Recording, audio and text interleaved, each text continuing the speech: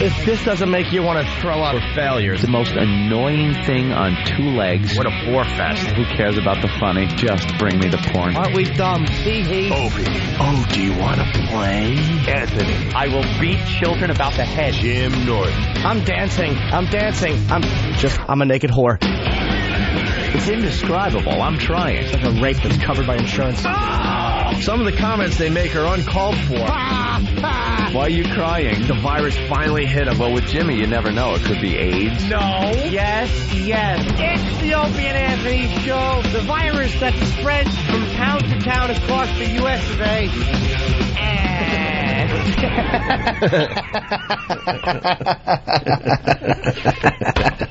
I hate you. But enough of this palaver.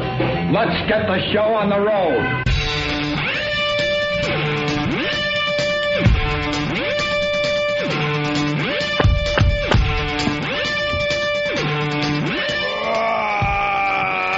Ooh, the big stretch. Good morning, America. Good morning. Good morning. This is the Opie and Anthony Show. Guten Morgen. Our phone number, 1-866-313-FREE. Write it down. You're going to need it eventually. 1-866-313-FREE. What is America talking about this morning? America. What is America talking about? And, of course, Canada talking about what America talks about. America, you're on the air. What are you talking about? Is it that invasion of the Alamo? Couldn't stop thinking about that douche all weekend. Yeah, I heard Larry that. King. I heard that during the replay. It made me laugh pretty hard. Oh, yeah. Stupid Larry King. President Kennedy. Well, America's talking about Hillary Clinton, I guess. The big news, let's see, yes. Barack Obama. Democratic race is on. Everybody is throwing in their hats, and one guy's throwing in his sombrero. Yes. Good Lord. The New York Post actually has that racist remark. I'm sure there'll be a letter from some angry Hispanic person saying, I don't think you should have brought race into it. We have a Hispanic gentleman who is running for the presidency under the Democratic ticket. What's his name? I don't know. Juan? Pedro? Vote for Pedro. Senor Swanky. That's all it. Senor. But they had to say throwing his sombrero in. Like who? What Mexicans are still wearing the sombrero? Is it? It's just one of those really oldie time kind of racist remarks. But the Post had no problem putting it in their paper. Very funny. But yeah, so wow. It's a big race. Sex thing, the Democratic ticket. And we were talking in the office. It's just a mess. It's amazing because the Republicans basically going, here you go. Yeah. Here's everything. We gave you an 8-year head start. Go here. And the Democrats are going to blow it. They're going to blow it. All they need. They're going to blow it. Is a moderate white guy. Sorry. It's America. You got to appeal to middle America with these things. And what they want is the moderate white guy. Some guy that can, like Bill Clinton, kind of get in there, has some ideas, runs on a platform of hope. My story starts in hope. And, they want someone like that. Not this friggin', I don't know what the hell they're running. It's just not going to work. America's sorry, not ready. They're not ready. Everyone's talking. Are they ready? Ready for a black president? Ready for a woman? Ready for a Hispanic? Ready for a giraffe? Ready for what are you ready for? Right. Because one of those are running too. We're not ready. The country not ready. At this point, the Democrats might as well run a koala bear. They're cute. Just get a koala bear. You ever see one? They're adorable. Well, I guess we got to trust them. They're telling us that a koala bear could be president. It could be. So, you know what's going to happen? People are going to walk into that voting booth and yank that handle down for Republican. Look, I like to try to have an open mind. I'm like, man, yeah, maybe America is ready for a black president. Maybe America's ready for the first female president. And then I'm like, no, they're not. No. Even I'm saying that. And I like to try to keep an open mind. And people like to bring up Margaret Thatcher. You know, she ran England for quite some time. She was more of a man than you and I, though. It was came down to it. And England is that type of thing where that's okay. You know, that's kind of a thing where they do accept that. They bow to the Queen, you know. The Queen has been in charge, so they're kind of used to being run by a woman. It's not something new. It's too new to us. We just need, like, a woman vice president first. Somebody that can Baby steps, right? You know, grab the bull by the horns. Baby steps. And Hillary now is just going in full bore. A lot of people are wondering and asking Bill Clinton about it, and he's just hysterical. He was at some function, and somebody from the press came up and asked him the second he walked in, said, what do you think about the prospects of perhaps moving back to the White House? And he, like, he had some kind of beverage, and he's walking around, like, just networking, and he just goes to the reporter. He goes, you're going to have to ask her about that. I don't know. I don't care. Blah, blah. I just picture him in his pajama bottoms as the tours go through, just scratching himself. Right. Hey, what do you do? What do you want? You don't want to see old desk or nothing. Just come in here and watch some TV. I got some, like, pork rinds and chips and stuff. Don't you hope that Hillary wins it all just so you could see all that? Just so you could see Bill just, like, not being responsible whatsoever. He doesn't care anymore. He is better out of office than he was in. Of course. At this point, he has nothing to lose now. Love the guy. Nothing to lose. He's got his presidential legacy, which includes that whole debacle with the Oval Office and the extracurricular activities with interns. But if she did win, let's just picture that, all those things that happen when someone's president. The walk, the couple takes the walk out to the Marine One, the helicopter waiting outside. What's Bill going to do? He's just going to be standing out in his PJs waving, bye-bye, honey. I'll hold down the fort. While you're gone. Yeah, he doesn't care. There's chicks coming in at night. She's dressed like some kind of, you see her, she's dressing like old Victorian era clothing. Yeah. She's got like the thing that comes up to the chin from her neck with the lace, and she's trying to look regal. Well, she's trying to get rid of the turkey neck. Big turkey neck. She's trying to look young. And I promise to... I don't know if I could handle, like, one of her speeches with that. No. We are going to change the way America runs with me being your president. She is the worst at giving the politician speech. It's the David Caruso version of a political speech. It's so typical, where they start off low. We must do something about Social Security. Do you know that your children aren't going to have any money left? It's one of my favorite Turn things. on some Slim Whitman music. I want to see her head explode. It's one of my favorite things, man. Got the strangest speech pattern when it comes to talking in public. It's that politician speech. It's like she's revving up an engine. And you know what it shows? Phoniness. It shows she's got no... Hillary doesn't have a human side. You can't look at her like Bill was a human.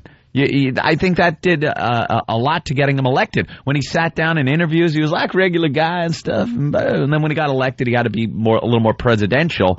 But she just, I don't know anything about what she feels emotionally about anything. You know how she feels about what the polls say and how she's supposed to make that better. And she's got some ideology about healthcare and stuff, but emotionally, what is she? What is she about? What is she like? I don't know. What does she enjoy doing as a person? Remember, she couldn't commit to one baseball team when she first became the senator of New York? She didn't want to piss off the Mets fans. Yep. She didn't want to piss off the Yankee fans. Subway Series. So, they asked her, who are you rooting for? And she had this stupid answer where it was like, where she liked both teams. Giuliani, love him or hate him, was like, what team you like? Yankees. I'm a Yankee fan. That's the way it is. And she's switching hats depending on what stadium she's at. Every inning, she's switching hats. Yeah, every inning. Yeah. And then all of a sudden, she's wearing a Cubs hat because she spent time in Chicago, too. I was in Chicago. What are you doing? Oh. Just tell us what you like. Yeah, People respect that in the end. We don't know her as a person, and that's going to affect her. The Obama thing, sorry, America, it just isn't ready for it. It isn't ready. And this guy is probably one of the most, charismatic and qualified. Well, maybe not qualified. He doesn't have enough time in any one office. But he's charismatic. He's very charismatic. And that goes a long way. But they're just not ready. They're just not ready. You think the women will vote for Hillary in droves? No. Or women will sooner vote for a good-looking guy than a woman. I think women get catty in the polls. What about a little catty? What about John Edwards? John Edwards has a good shot to win the Democratic ticket. White guy. Girls find him attractive. I love how we're looking at Anthony like he's Chris Matthews. I watch a lot. I read a lot of news, and I have my own opinions. Also, I'm looking at him like, wait a minute, it's Anthony. He took a Lamborghini out and did 135 over the weekend. Why am I asking him about politics? Had a hell of a weekend. Yeah, we'll get into that in a little bit. Really fast, the New York Post on yesterday, did a poll. 60% of Americans say they would vote for a woman president. Where was that poll taken? I don't know. It's in a newspaper. It's got to be official. The National Organization of Women rally. Maybe. That's what sucks about these polls and stats in general. They don't tell you where they were taken. If it was taken in New York City and you asked a lot of women, perhaps you would get that kind of thing. Let's look at a poll that covers the entire country. Right. I don't see it. 60%? Get out of here. Ready for this? 62% say they would vote for an African-American president. They would. So basically, America's saying they would have a black president before a female president. But it's close, 62% to 60%. I don't believe it. Well, nobody wants to look ignorant. Huh? Nobody wants to look ignorant. Yeah. No, I wouldn't vote for a black or a woman. Or, intolerant. No. Well, it depends on how they did the poll, too. Are you going to use my real name in this? And how did anyone know that I voted?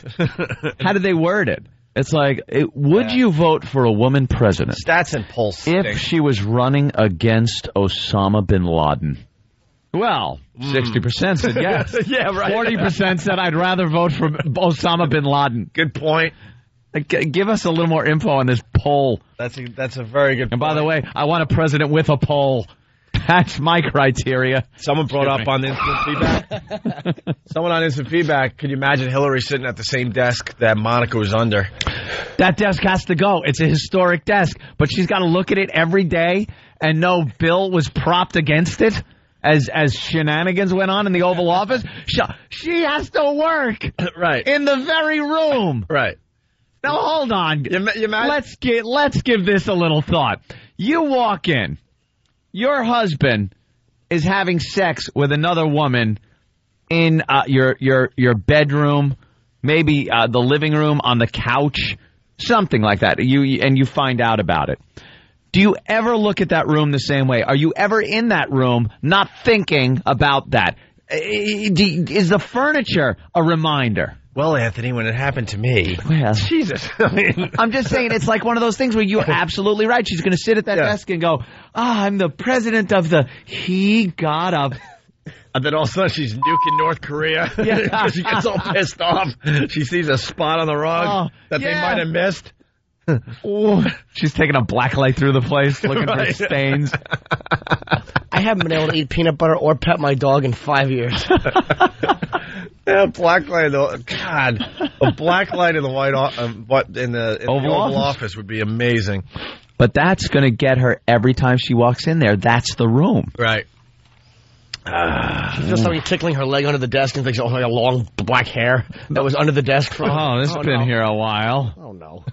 All right. Well, what else is America talking about this morning?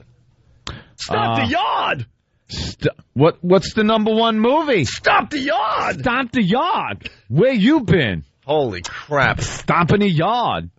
That just goes to show you that we're not going to have well, that means we might have a black president. We might if he makes a movie where he's stomping the yard. And when it comes to politics, though, I don't think a movie about a black politician would do as well as Stomp the Yard did. You know, usually after the Golden Globes, all those movies, everyone goes out in droves to see them. Yeah. Yeah, it's still about Stomp the Yard. Dreamgirls got a lot of talk because it won a few Golden Globe awards. It was number 3 at the box office this week, behind A Night at the Museum and Stomp the Yard. 13 mil. My brother's dream. Yeah. He was supposed to be this, not me. I'm gonna sit out here and act like I want to be here. You're the only thing your mama's got left. So you better make this college boy thing work out. College boy. Who said there was no legit? What the hell are they doing? They're stomping the yard. Where are you from? Just stomping a yard. Where you from? Where you from? Well, in a world where stomp the yard.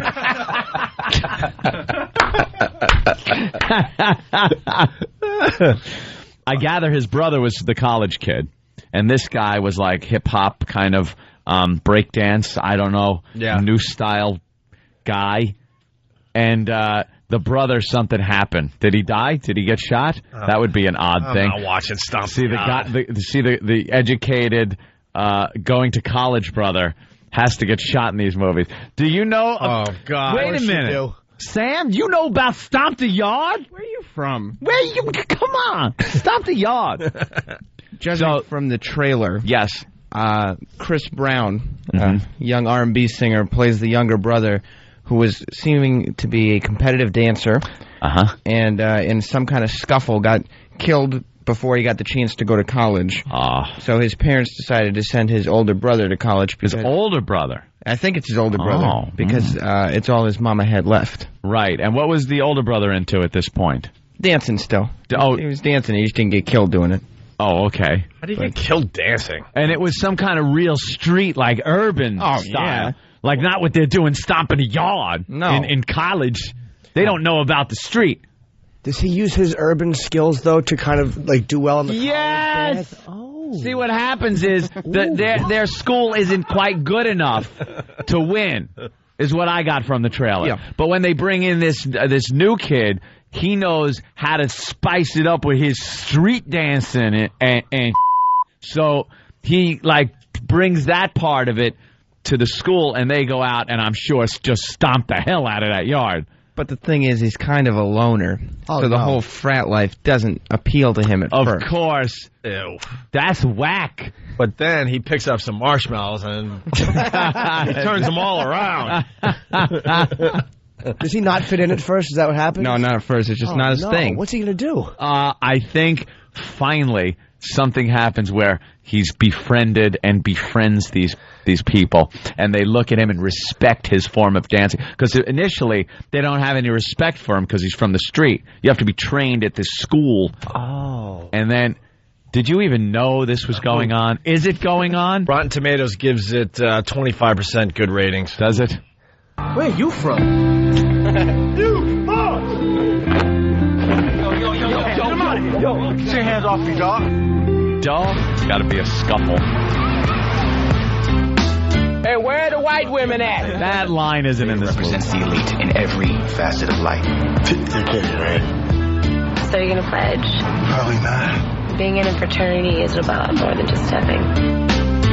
Is that White Chick? No, it's making Some good. of you may think you know what stepping is. All the steps you taught us is play, man. It's not about you. It's not about me. It's about the whole team. But I don't know if that's for me. Well, then do it for your brother. 7 years. We own this, and we own you. He's ahead of Mew Gamma, 7-time national step champ. Well, somebody's gonna have to bring him down a notch. It sounds horrible. We only as strong as our weakest link, family. Oh, boy. Excuse me while I whip this out. I'll see you at Nationals, man. Since I've been here, I've become a better person. I don't know about you, but I've never seen stepping like this before. A fraternity, and it's a brotherhood. Yeah. I like the dramatic Crazy Train. trailer. That's the Ozzy music. That's Ozzy. Oh, you're going to go see it then? No. Stop the yard sounds like they're missing a word. So most of these guys will be doing. Can't they just settle their differences with a nice drive-by instead of a stomp the yard competition? Stomp the yard. Stomp the yard. Oh, there you go. From? How are you supposed to know? Hey, what are they? Just ask a question. Hey, excuse me. What are they doing? Stop the yard. Where are you from? Sorry. That is awful. That's the #1 movie at the box office. There you Second go. week in a row. Stomp the yard. All right, well. 13 mil. Yeah, let's say hi to Anthony real fast. Anthony, what's up? You're on the Opie and Anthony show. Hey. Morning, fellas. How are you? Pretty good, Anthony. Good, good. I just want to know if this was a white movie, if there was like an old black janitor that usually gives the advice on what's going on. Is there an old white guy in this that gives the advice that's going on? Oh, that would be. Who knows? That would be good. Yeah. Who cares? This is. I put these are like the new version of the football movies because like you can't do those anymore. But it's the same premise. You know, and you got the football team, and you got to bring in the new guy, and he's not accepted, and they finally win. Or my favorite is the school teacher, the white teacher brought into the inner city school, where they just are animals until he or she comes in, and after the beginning, it's very tough, and they go home in tears usually. But they stick to it, and they turn those kids around, and at the end, there's some kind of big test, and they all pass it. I love that movie. What's it called? Oh, yeah. 10,000 movies like that. The latest one being, what? What? Freedom Riders. Is that what that's about? It's a school? Of course it is. And the principal says there are ways and rules that we adhere to, and do we do it this way? And they go, no, I have a new way. And that's the way that works. Oh, God. How many times can that movie be done? Well, what about the one with the Melanie Griffith's husband there? Yeah, that was another one. Banderas? No, what's his name? Where he's the Latin dance instructor and he gets... It is Antonio Banderas, right? Oh, yeah, I'm sorry. And he gets them all dancing? Dancing. How the hell would that ever work in the real world? You could get him dancing, you could get him... How about just showing him being ravaged in a stairwell? And all the tough street kids like, but by the end of the movie, they're doing some of that dancing, the tango. You know what happens? Here's one of the first. It's amazing how he turns them around. Here's the early turning point in those movies. The tough kid in the class, the real tough guy, gives a smart-ass remark to this new teacher. Right. And the teacher throws one right back at him. Right. And the whole class goes, whoa! No, you didn't. And then as they're leaving, the tough guy kind of looks back at the teacher and gives him kind of a nod like, all right, you got me. You earned some respect. I like what will happen is the tough kid will be talking, and the teacher will say, do you know your arithmetic? And the tough kid will go, no. You know, dialogue like that, which is just right. It's great. Yeah. All right.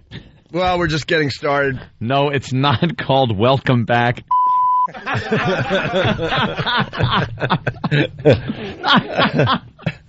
All right. Is Chicago awake yet? They had a long night last night. They certainly did. Yeah. They're going to the Super Bowl. All right, we'll talk a little football next. We'll see how Jimmy's trip to Chicago was. We'll see how Anthony's little ride in a Lamborghini was. I went from go-karts to Lamborghinis to... I just had it was a very fun-filled weekend. All right, we'll get into some of that stuff next. It's the Opie and Anthony Show. Hear what everyone else is talking about. O&A Uncut and Live, continuing the show on XM Satellite Radio starting at 9 a.m. Eastern. Visit xmradio.com to subscribe. It's the Opie and Anthony Show. The virus is spreading. Opie and Anthony! All right, okay. Okay, let's do this promo. Let's do the fucking promo. Hey, Wonker, pay attention. This Saturday, January 27th on XM 202, Opie and Anthony present The Laszlo Show. What's XM 202? Is it rubbish? Is it shite? I think it's shite. It's The Laszlo Show. Featuring a bunch of poofs talking about rubbish. This Saturday, January 27th on XM 202. Don't fuck up this show. E-Rock. Don't fuck up the show, E-Rock. Who's that? Okay, a fat poof. E-Rock, you big fat poof. Didn't fuck up a show. Right? This week on the Razzle Dazzle Variety Show, it's the Musical Adventure Hour, where you'll hear one ONA staff member pick the songs while the rest of the staff picks them apart. On this week's Musical Adventure Hour... Travis. Oh, is this a promo? I don't know what the fuck it is. It sounds like it's a promo. No. Oh, he's a fucking idiot. Oh, he's such a fucking idiot. Also, a new round of When the Mics Are Off. This weekend on XM 202. Oh... Why do I bother? Opie and Anthony! Good morning. You're checking out the Opie and Anthony Show. What's up, Chicago? Going to the Super Bowl. Yep. Hey, Boston, what's up? Sorry to hear. Ouch. That was a tough loss, huh? Oof. Peyton finally gets to go to the Super Bowl, huh? That was an amazing game last night. Started at like 6, I guess, and ended at midnight. I don't know. Holy crap, these games go on forever. Kind of a bummer, though. We got like the final calls of the games from yesterday. Now, you got two teams going to the Super Bowl. Going to the big game, Opie. Call it the big game so we don't get in trouble. The Super Bowl. Super Bowl. In 2 weeks. Bears and Colts, of course. Are we on in Indianapolis? I don't know. With Bob and Tom, their hometown? No. Okay, we're in Indianapolis. Oh, screw the Colts. Go Bears. Gives a crap about the Colts and nobody. And his weird hairline. What the hell is going on there? Like a Lego person. If I didn't know any better, I would think he's a waterhead or something. Where the hell does that hairline start? It looks like Frankenstein. I don't know what's going on with that hair. I got to tell... is it receding or was he born that way? That is an odd hairline. I got to ask Chicago, though, please, can we get a Super Bowl shuffle, too? All right? I just threw it out there. No, you... I just threw it out there. I'd like to see maybe a sequel to it. No, you're crazy. No? No. Wasn't fun way back when? No. Remember watching the fridge dance? No, they don't want to acknowledge that ever happened. Oh, Stop. God, was that horrible. The Super Bowl shuffle. No. Well, listen, this is how the game ended. Horrid. I think this is the audio of the first game, the Bears. Bears going to the Super Bowl for the, first time in 21 years, something like that? Oh, they caught. Look at this. Happy Typing Girl suggesting reshuffle.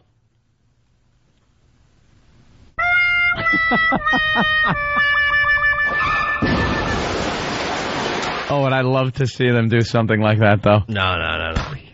Well, listen to the excitement as the Bears go to the Super Bowl for the first time in 21 years. Lovie Smith in the third year of a 4-year deal that will have to be torn up and redone. The guy making $1.35 million in that range, the lowest paid head coach in the NFL. Last year's Coach of the Year, and this year taking the Chicago Bears to the Super Bowl. Right now, that contract's the furthest thing from his mind. But Miami, Florida, and Super Bowl 41 is right in the front of it. Congratulations to the Bears. They're the NFC champs. That's all they get. Wow. That's all the Bears get. There was no excitement in that guy's voice to be there. Yeah, that was Joe Buck. Joe Buck was falling asleep. Joe Buck, he's a great sports announcer. I know. What happened? Now, we talk about this on our show. We don't like the over-the-top guy, like stupid Yankee guy. John Sterling, where it's a 17-2 blowout, and he's still calling it like someone's hitting a home run to win the World Series. Yankees win! Every game, yeah. Okay. How about something in between? How about a little excitement? Excitement. That's how the game ended. You don't even know where the game actually ended in that clip. Yeah, he was just kind of, go to the Super Bowl. We'll see you there, I guess. That's awful. What, did the guy take a knee? He didn't even call the last play. It was all it was obviously it was one of those. It was obviously the game. Clutch play. Yeah, the game was decided, but still, give us something. A little something when the clock runs out. And there it is! Give us Chicago Bears something. Oh, you are bad. Give us something, man. Give us Bears fans, a little something to chew on. Man. Well, come on. Been following them forever, and finally, get to see them in the Super Bowl. Yeah. First time they were in the Super Bowl, I was only, 11, I guess. Been, a little 10, kid. 11. Since you just graduated college and all, I mean. And then here's the Colts and the Pats. This ended at, I think, midnight last night. You have your arch rival here, the Colts and the Patriots. So much to exercise here in one night, and to do it coming back from 18 down. Can they finish it, though? I don't even think Peyton's going to watch. Intercepted! Colts are going to the Super Bowl. Oops. Marlon Jackson.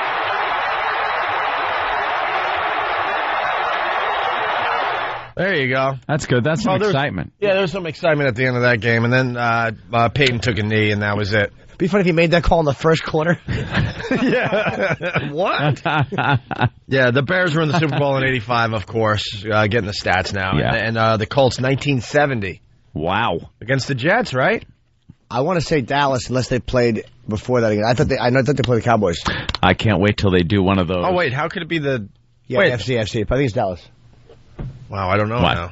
I can't wait till they do one of those, what was happening the last time they were in the Super Bowl thing. Right. Back in 1970, gasoline was 30 cents a gallon. Was it? Can you just put the game on? James Brown had a hit with Living in America. Number one song was... great. Rose with no name. Raging Bull was tops at the box office. Was it 70? Oh, well, I'm going back. I'm all about the Bears. You could have fun with the stupid Colts. I don't think they'll do that for 1985. They would do it for 70 or something. Very good, Jimmy. Yes, it was the Cowboys last time the Colts were in the Super Bowl. Oh, wow, you are good. Ooh. Jimmy knows his football. Yeah. I'm telling you right now. Well, there you go. Pats are bummed today. Yep. Boston's bummed today. Had enough good years. New England is bummed today. People want to know Opie's picks so they can vote against the other team, for the other team. We're not hurt in Indianapolis. I'm going Bears all the way. Right. Put your money. Congratulations to Peyton Manning. Oh, yeah. The Indianapolis Just Colts. put your money on the Colts, all over the Colts. All over. It's a lock if Opie's going for the Bears. I'm sorry, Chicago. Opie has a sports curse. That is it rivals no other sports curse. It's pretty ever. Amazing, really. It is too good. It's pretty amazing. To just be coincidence. I haven't picked a winner. Maybe the listeners know the last time I picked a winner, but it's been a while. Others are suggesting that if Opie and then Fez from the Ron and Fez show, right? If Fez picks the Bears, then just sell your house, sell your car, everything. Take that money, put it on the Colts, and you'll be able to buy mansions, yachts, and the best of things. Oh.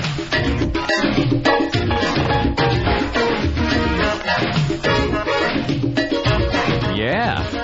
We are the Bears, chopping the fruit, chopping on down, doing it for you. We're so fast, we know we're good. Blowing your mind like we always would. You know we're just starting for fun, starting our stuff for everyone. We're not here to start no trouble. We're just here to do the Super Bowl shuffle with the crew. Oh boy, they're just there to do the Super Bowl shuffle. What's the problem? It's a great song. By the way, John from Buffalo, Opie, what the hell do you expect? The Bears were up by 30 points. I know it was a blowout. And then he writes, how much enthusiasm do you expect Buck to have? I don't know. It's the end of the game, and it's official that the Bears are going to the Super Bowl for the first time. Didn't matter if it was a blowout, In 22 years, you would expect just a little more excitement, just a little. I mean, he's a professional. Come up with something. And there it is.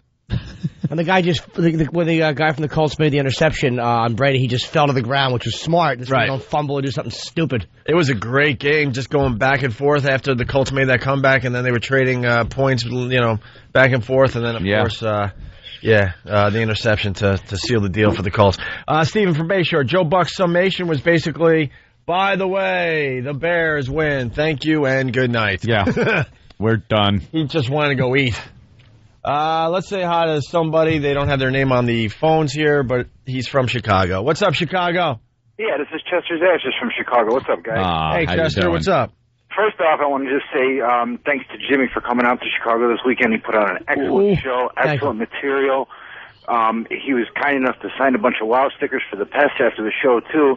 Me and another Pest, Dead Ben, passed out about 300 WOW stickers, so we're getting the word out in Chicago about the show. Oh, thank you, sir. Jimmy's very cordial. Jimmy's the listeners. Jimmy came back. He's like, with his comedy, he's an ambassador, and he was in Chicago, and he came back with some good news. He's saying that the show's catching on in Chicago. When we were passing out WOW stickers, people were just like, "Oh man, I've been looking for one of these. Thanks a lot," So glad to get them to people. Thanks, man. It was great. Chicago was great, dude. It was just a fun weekend, and the fans were out. I mean, every show was mobbed. 3 out of the 5 were sold out. The other 2 were great. It's like there's definitely people listening. I know there's people listening. Absolutely. I know it. They were there. I saw them, and they were all saying that they loved the show. And it was, it's like you can always tell when you go out if there's any kind of a vibe from the city. And, Steve Dahl was very cool, man. People on Whackbag go, well, how come Steve Dahl was asking about calling it the virus and breaking your ball? It's like he's a dry sense of humor. That's what he has. It's just busting your chops. He's very supportive of the show, and they all want the show to work. I had to do the sales lunch at CKG. Oh, God, no. God. No, it was completely unawkward. Stop it. Doesn't that stink? Drew walked in and pep talked, and here he is, and last time I saw him, and I was like, ugh. Wait, we got to explain for the rest of America. We never even have gone over this one. We've been through a million of these. We'll tear away the curtain, give you a little peek inside a radio when we're not on the air. There's certain things called these sales-like meetings, and the on-air personalities go in and meet with the staff. We do this at the new affiliates if we're ever there. We go in and meet with the sales staff. Some people just come in, shake your hand in the studio, and other stations set up this big to-do thing. It's conference room. Was it conference room? Yes. They're all sitting around the big conference table. Big, huge, long table. But don't go in yet. Hold on. You got to make your big entrance. So we've been through so many of these. The door opens, and we walk in, and they start clapping, and you stand there like an idiot. And you gotta deliver some kind of speech. Yeah, some kind of speech about it's a rah-rah speech. Yeah, we're gonna Newt Rockney all of a sudden.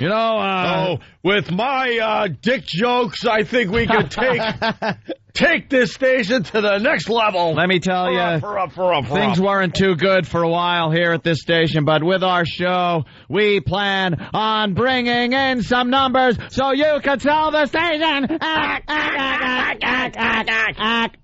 That's Hillary Clinton. That's what it is. That's how she does her speeches. And that's what it's all about. And then they ask you little questions. Hey, or not even about sales. It usually turns into, hey, that bit you did, or I listened to. I remember like a year ago. This.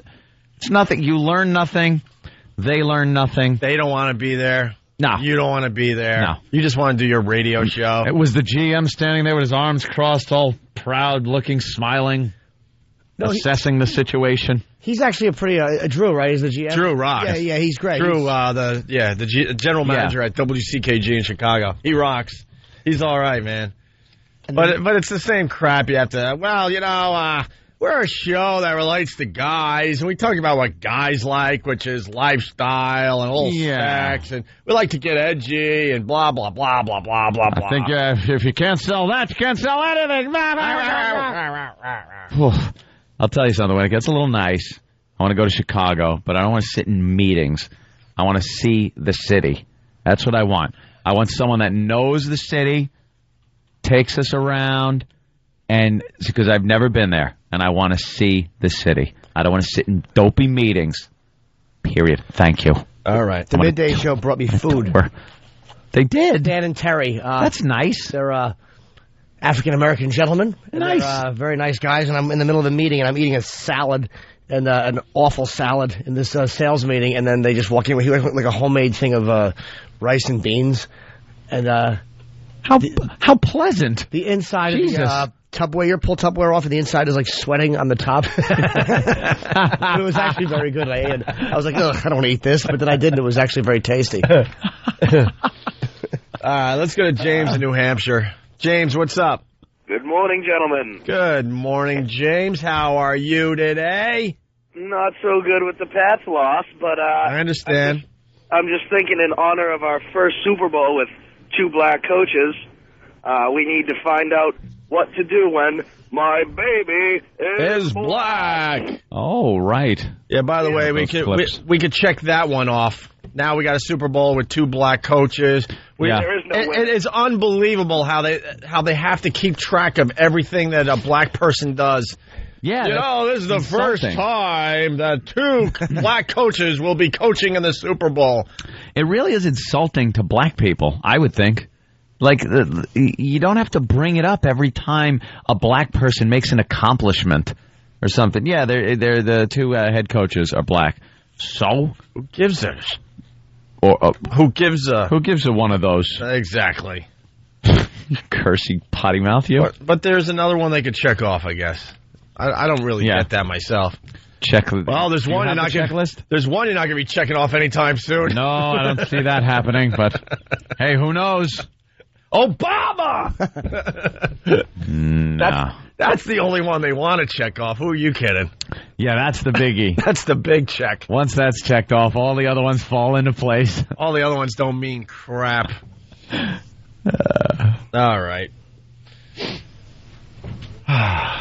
Really fast, because we're talking about football. We like to just breathe on the show. Who's laughing at a fan? What's wrong, Van? Peyton Manning head is breathing. Van's laughing because he's like, oh, crap, they're not in control. That had to be a second and a half of dead air. Right. While they took a breath and maybe a swig of water or something. Wife induces labor so husband can go to the Bears game. 9 months. That's nice. 9 months pregnant and married to a Bears fan. A fervent Bears fan. He could have done it with a Doc Martin. Here, I'm inducing labor. Thud. Why can't they say like a Bears fan? It has to be a fervent. The stupid paper's using words that are like, all right, we get it. You're smart. 9 months pregnant and married to a fervent Bears fan with tickets to Sunday's big game, the NFC Championship game. Colleen Pavelka didn't want to risk going into labor during the game against the Saints. Due to give birth on Monday, Pavelka's doctor told her Friday she could induce labor early. She opted for the Friday delivery to take care of her husband.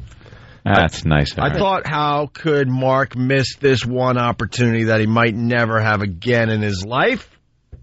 While her husband watched the Bears play the Saints at Soldiers Field Sunday, Colleen planned to watch in the hospital with the baby wrapped in a Bears blanket, a Christmas gift from his grandmother. She knew it was good for her. Her and the baby, both with little black eyes. They didn't do the right thing. The right thing, of course.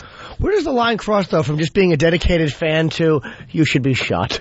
Yeah, that really is a little much. What asses. Induced labor, there's a game.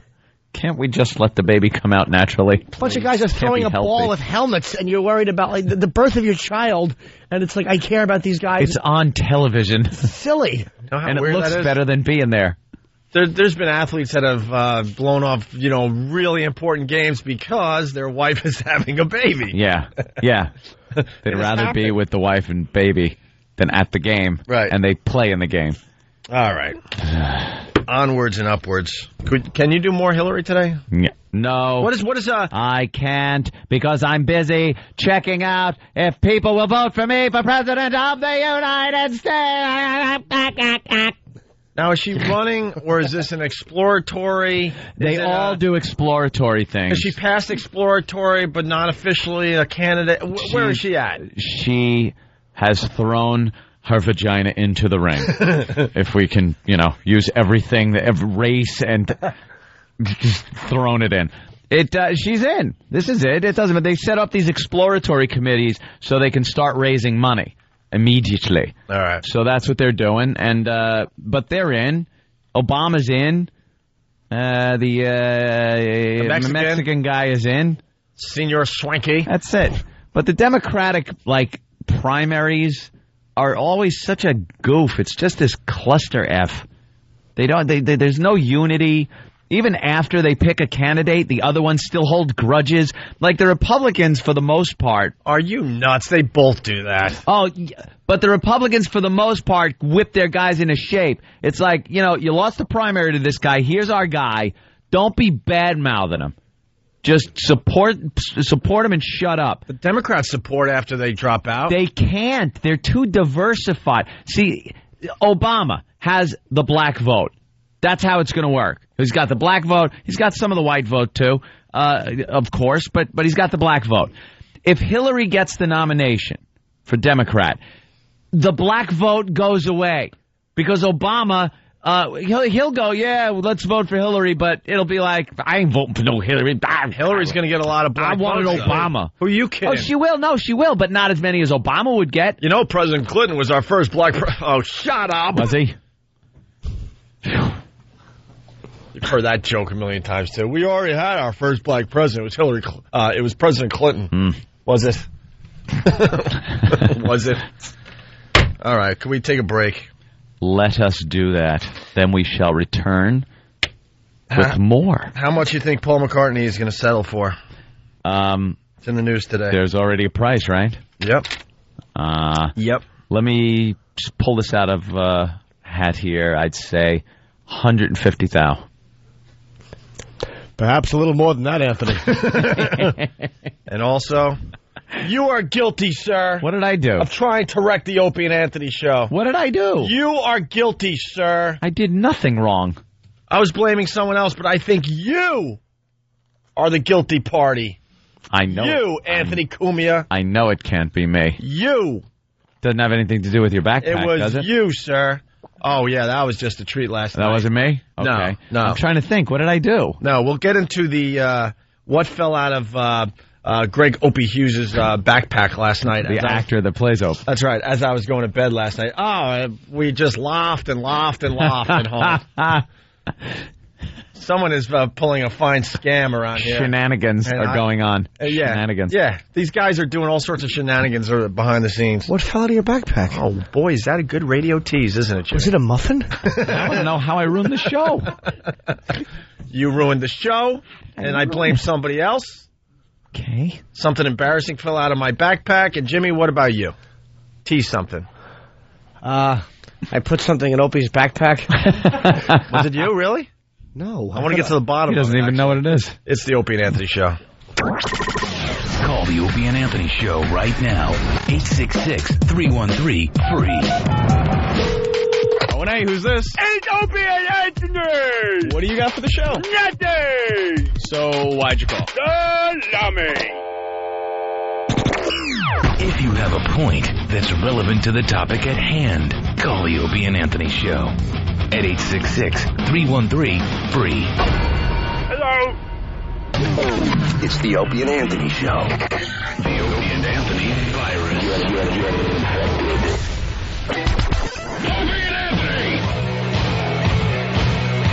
Hey, thanks for checking out the Opie and Anthony Show. Phones are lit today, but if you're trying to get through, 1-866-313-FREE. We got lots to cover still today. What are you laughing at over there? Just pal talk. Yeah? If you know, I should just bounce this guy. If you're gonna call yourself Pretty Ricky, people are gonna think you're a girl and pop your window up and be very disappointed. I thought perhaps it was a girl, so I pop it up. I don't like staring at guys in the studio. So, you know, there are the ladies of Pal Talk that are usually yeah, but if we were a dude, you'd have no problem staring at us, you freak. Well, you know. No. So I open up a browser, Pretty Ricky, and it's a guy. What the hell's wrong with you? Browser gets shut off. Why is he calling himself pretty? I don't know. You know something? Don't ban him. Just let him be. I'm not banning him. He doesn't I'm know bouncing what he's doing. him. No, don't do any of that. He doesn't know what he's doing. He's gone for the day. Don't do it to him. He's gone for the day. Poor kid. All right, I'll let him back in. He's confused about his sexuality. The least you could do is let him hang out in Pal Talk. All right, I removed the bounce. There. All right. John and Jeff, they're just terrific. They're on funny. Before us.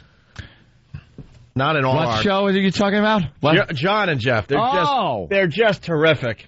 It's a scream. I was lucky Literally, today. you scream. I was lucky today when I had to do my thing.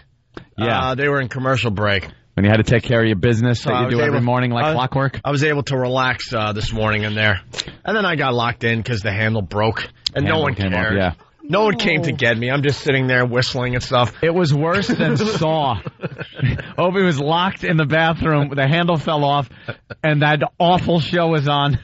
He'd have rather cut his arm off than listen. I just started sweating. I'm like, they're gonna know I'm in here eventually. Hopefully before John and Jeff come back from a commercial break.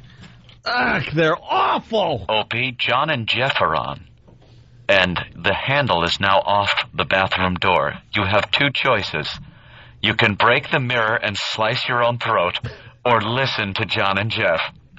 I'll cut my own throat. We can't get enough of the awfulness that is John and Jeff, by the way. That's how they get listeners. Me and Florentine would drive around at night because they were on a satellite radio simulcast, and we could not stop listening. We're not sure still if this is a bit or they're serious, because we can't comprehend this show being a serious show. They're on before us in New York. I think they're on before us in Chicago and a couple other cities, but they're out of L.A. and they're just terrific. What was the John and Jeff bit of the day today there, E-Rock? This morning they were discussing unionizing people who check out in supermarkets, and they were doing the pros and cons one versus the other. One guy was for unions. He grew up in a union household. The other guy was saying, how much talent does it take to put stuff in a bag? They want to start a union as far as... Wait, what? Sorry, I totally nodded off. Cash registers or the people you meet after you're paying your food bill? The cashiers. Out in cashiers. California, they want to start a union. Uh-huh. And they were arguing the pros and cons of starting a union for cash. Did one take one side and one take the other? Yes, they did. Dynamic. Wow. This went on for Compelling. 2 hours. That's fodder for chat. 2 hours. Well, can we hear a John and Jeff promo? They're just the greatest thing. Yeah, we love their promos. Here we go. Due to the mature and graphic subject matter, viewer discretion is advised. The John and Jeff Show. We're two guys who think poor people cannot afford to have kids. We're two guys who wonder what happened to the service in customer service. We're two guys who think shoplifters should be caged like animals in full view of customers. The John and Jeff Show.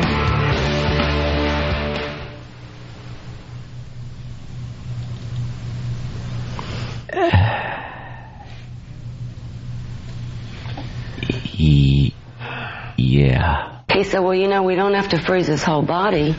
We can freeze his head. We're two guys. Just well, maybe they fell short with that promo. I know I said cash registers instead of cashiers.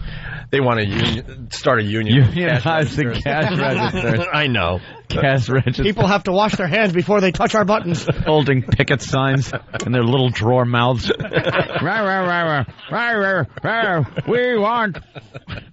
We need better pay.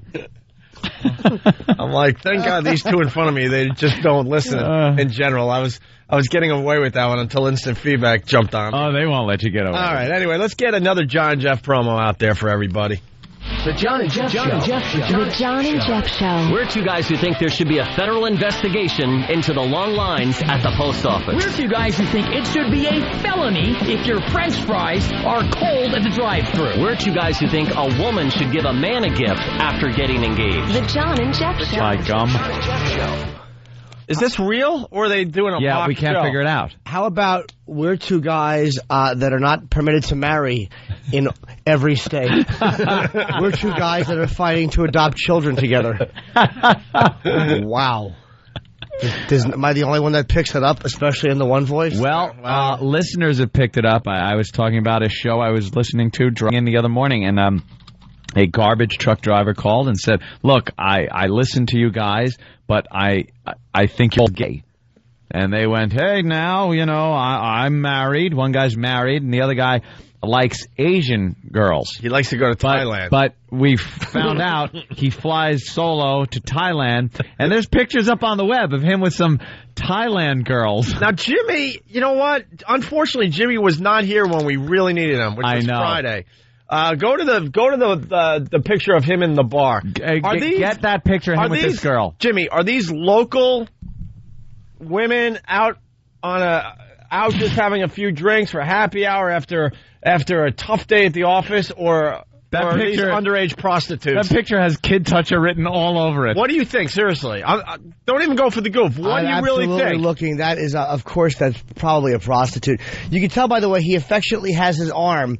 He's a creep. He looks like the guy they hauled back from there. John Carr. He looks like John Carr or E-Rock in 15 years. The man's an ass, and he's wearing an awful red shirt, and he has his arm around her waist.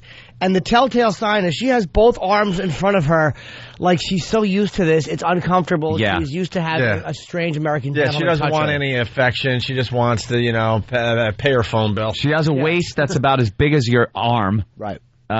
She's got barely any but look at the breasts to speak of. Look at the rest of the bar. It's just filled with just young girls. This guy, nothing wrong with that, but he's making this look like he just happened to be at a local bar in Thailand. Yeah, strip club. Apparently he likes going to Thailand. And again, we've said it before. If you're a guy and you're flying solo to Thailand, you're into some stuff. Yeah. And you know what? This picture might be on the website to throw everyone off the track. Sure. Off You the think? yeah. Look at her neck. It almost looks like she has what could be an Adam's apple from the side. I'm not saying she's a tranny. Dare to dream, Jimmy. Well, in Thailand, the Asian trannies are notoriously convincing. That could absolutely This be. picture is to throw everyone off the scent, if you know what I mean. Yeah. Oh, yeah. Of what? Something worse? Really? Oh, you think the other way? Boys. I'm just saying, I don't know. I don't know either. I don't know anything about John's life there, so. Are you guessing, though, that if that picture were accurate, his date would be propped up on his shoulder and they'd both be wearing baseball hats and waving?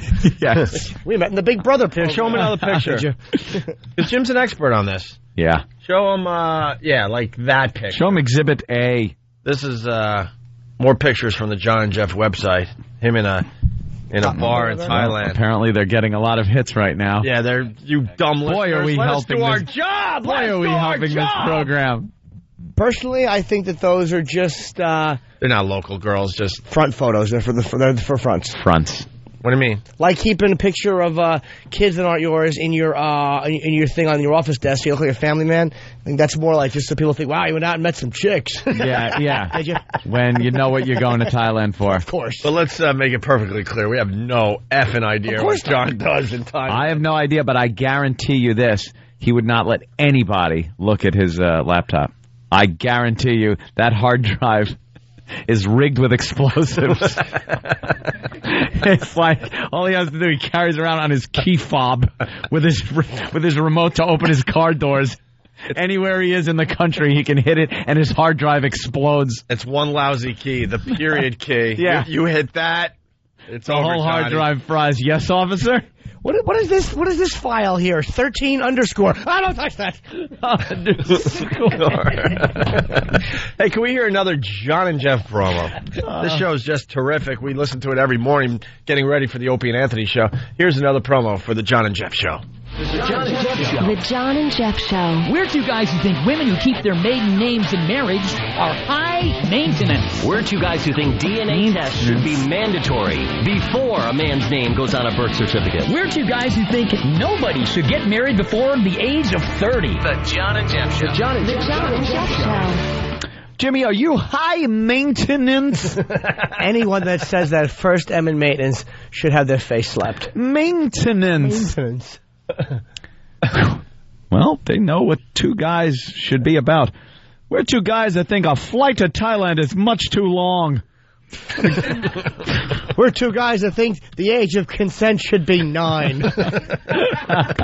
Creeps.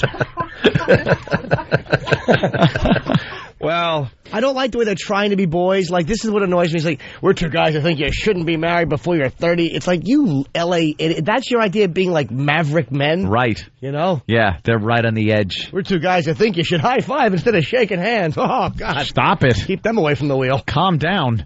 Nuts. What's your New Year's Eve like, pal?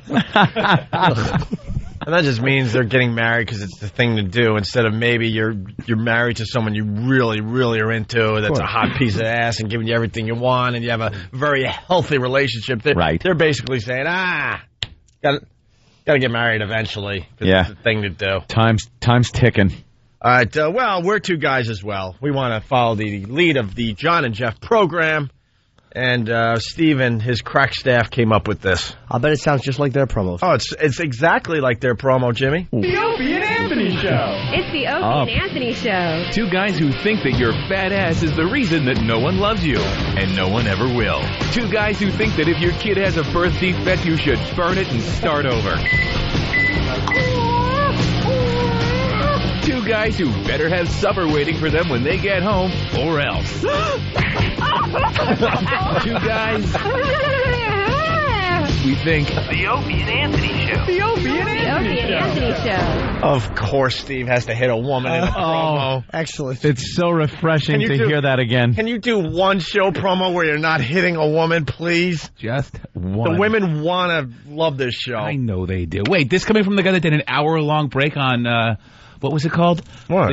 What? The thing. What? Was it? What What? were you guys talking about on Friday? What? There was an hour-long break. You got them all. What? On misogynistic. What? There was that term. What? The Guido slap or what was it? Goon hand. Goon hand. Goon hand. The goon hand. There was an That was hour-long Bob Kelly. on Talking about goon how handing. sometimes, he goes, I wouldn't hit a woman, but sometimes you got to give her the goon hand.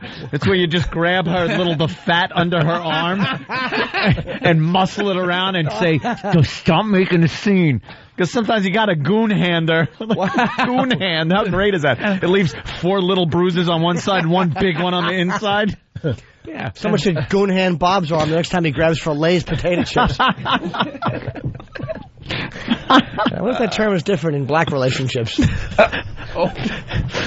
to the replay. I made the joke. It got a bell and everything. I should have had more faith. Of course. Well, Steve, you got to make a couple more of those. I certainly will. So there you go. We can't get enough of John and Jeff on here before us in New York City. We would listen to them. It's like you could not listen to them. You can't, this is not two guys who really think they're being funny and entertaining. I've listened and thought it was a goof, but then you realize day after day that they're doing the same thing. No bit lasts this long, not even one of ours. And it's serious. And it's become a thing every morning where I have to go in that bathroom and they're piping the John and Jeff show in, and I got to take care of what I got to take care of, and it's just awful. Here's an actual conversation I heard a little bit of when I was driving in. They were doing their self-help thing or help line where people call in and they give them a little help. They're in sticky situations and they help out with their knowledge, and it's serious. So this woman called up and said she was breaking up from her boyfriend or husband or something, some kind of divorce or breakup. They lived together, but they were still living together. They were broken up, yet for the time being still living together. So one of them said, that must be a little awkward when either one of you bring somebody, a guy or a girl, home. And the other guy said, hey, that's getting a little personal. Let's stick to the subject at hand. And wasn't kidding and didn't get punched in the face by the other guy. And then they just continued talking about relationships and how that should be handled. I was stunned. What question was a little personal? I missed it. Was it when he said, how old was your date in Thailand? Yeah, now, hey, that's a little personal. 10.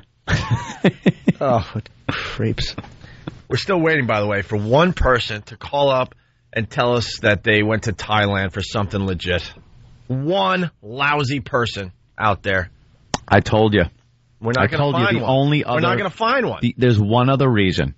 If you're the representative for sales for a novelty shop that buys rubber dog do, that's the only reason you fly to Thailand. You go to the warehouse, you look and go, this is some of the best rubber dog poop I've ever seen in my life. Give me 20 plane loads. I'm going to get a raise. Or you're a Wicker salesman. Wicker. We decided. Hi, I'm with Pier 1 Imports, right. And we're looking for Wicker. I hear you make it, and I want to have sex with somebody underage. Can you rig that up? Because they're probably doing it, too. All right. Joe? That's not a breath. What happened? Earlier we said, it's taking a breath. That's smacking your lips. I know. I want to try it out on the air. It doesn't work. No. It won't go over with the listeners. It's Opie and Anthony. It's the Opie and Anthony Show. You're checking out the Opie and Anthony Show. I guess it's hoodie day on Pal Talk. All the girls are wearing their hoodies today. I got 1, 2, 3, 4 girls up. Not one of them has a hoodie on. Oh, yeah? What are you looking at? You don't see Happy Typing Girl with her hood on?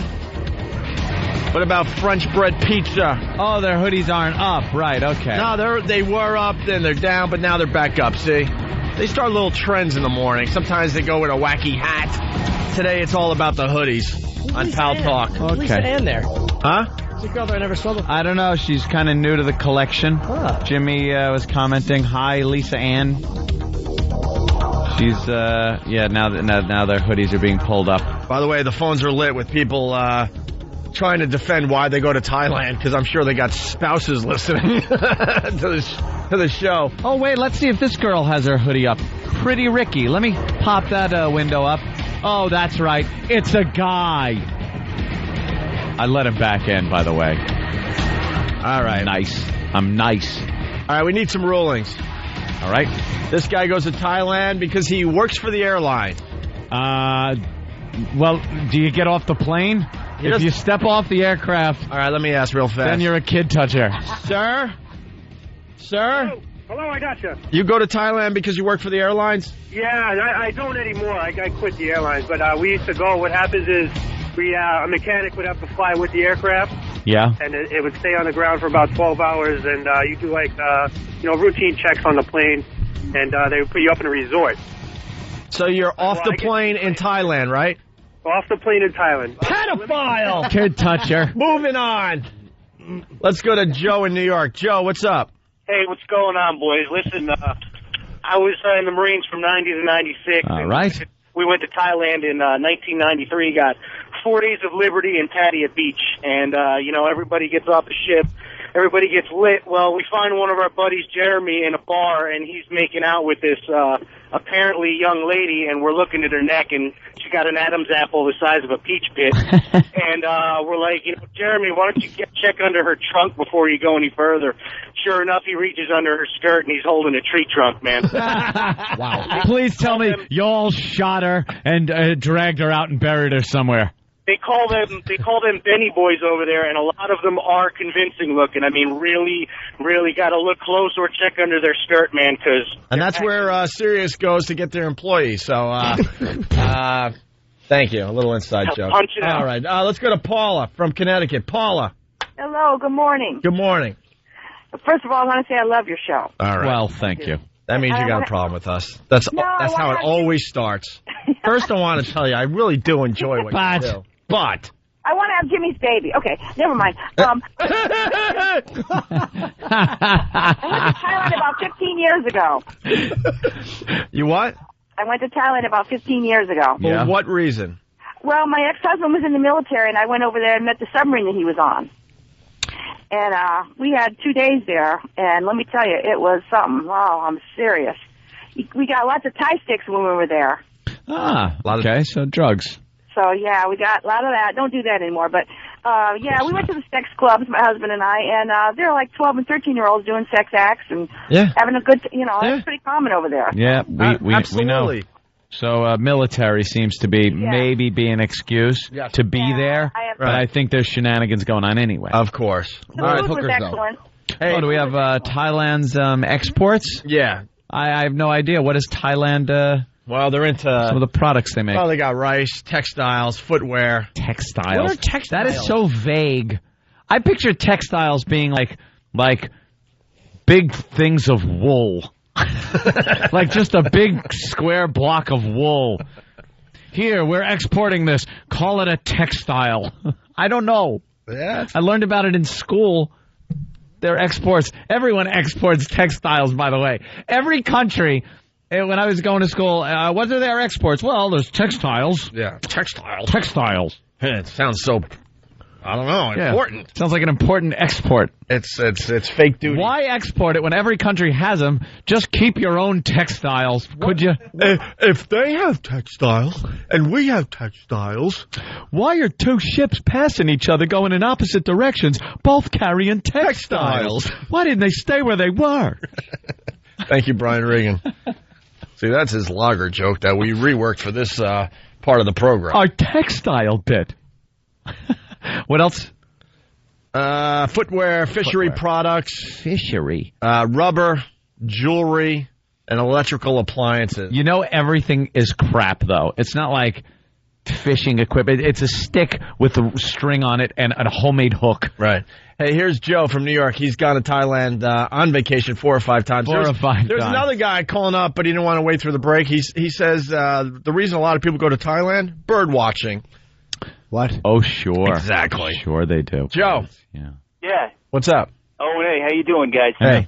Hey, listen, I'll tell you the story quick. I've been to Thailand probably about 4 or 5 times.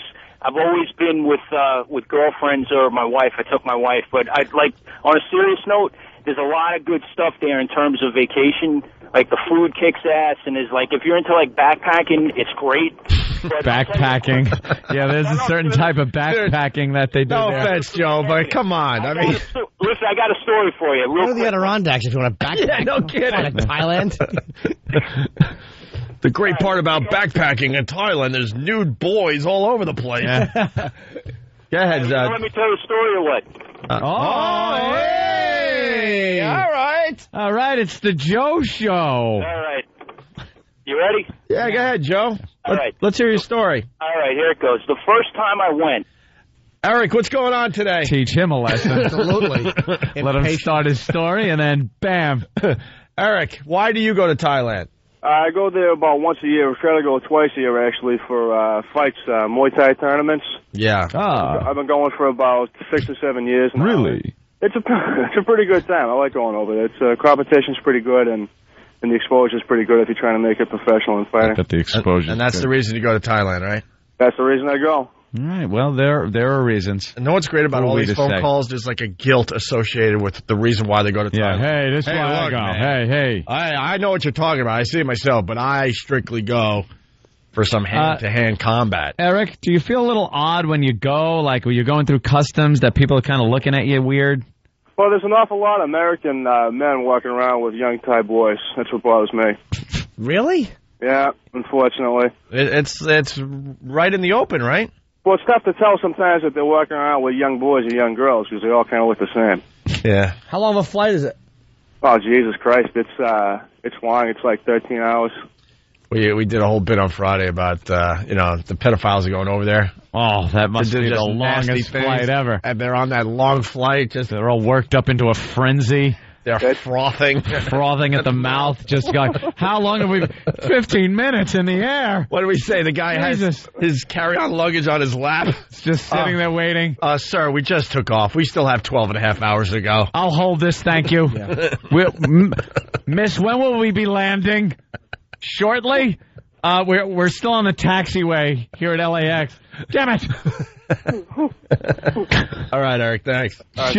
Just can't wait. Oh, like a kid waiting to go to Disney. Right. When is it? Well, we're not going until Easter break. It's too long. When? Creeps. Just creepy guys. A lot of them do get busted, right? Because their computers, when they're coming back over, why don't they just mail the porn home? Well, they're really taking that. You put porno through the mail, you get in trouble. And I'm thinking if you're sending a package from Thailand to your house after being in Thailand, that could be perhaps a problem. I think if the government is checking your mail, I think they're checking stuff coming from like the Middle East and Thailand. Yeah, Thailand too. That's about it. So give us a call if you go to Thailand and tell us why you go there. Why you have to, wink, nudge, nudge, go to Thailand. By the way, the New York Post today, just a terrific political cartoon, everybody. Ooh. You want to take out your workbooks? It's just terrific. Which paper? The New York Post, page 6. They do a little political cartoon or a cartoon that has something to do with a hot topic. Hot. I can't get past the Christina Aguilera picture. Yeah, no kidding. Can she take a bad picture, this girl? Jesus Christ. No kidding. She's like the photographer's sweetheart. They don't look for her in a bad pose or picture. Like Hillary Clinton, they always try to catch her with her eyes open real wide and her mouth open like, whoa!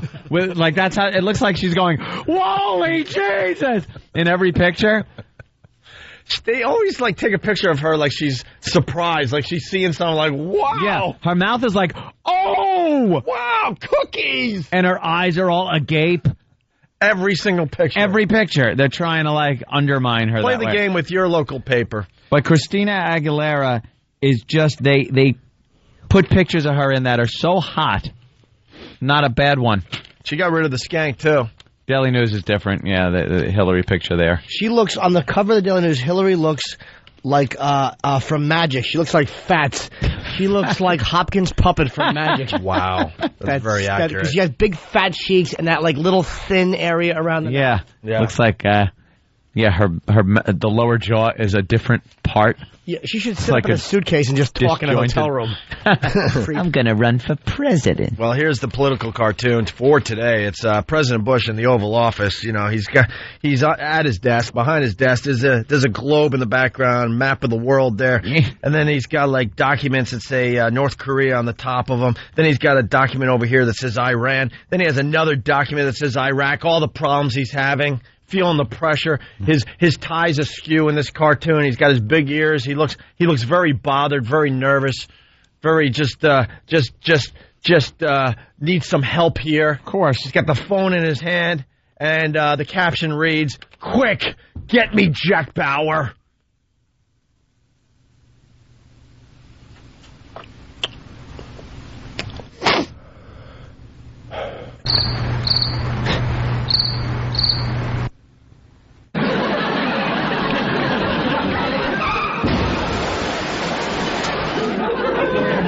I see the awful, terrible things in my life and turn it into something funny. Quick. Swing and a miss. Quick, get me Jack Bauer. I get it. It's a TV show.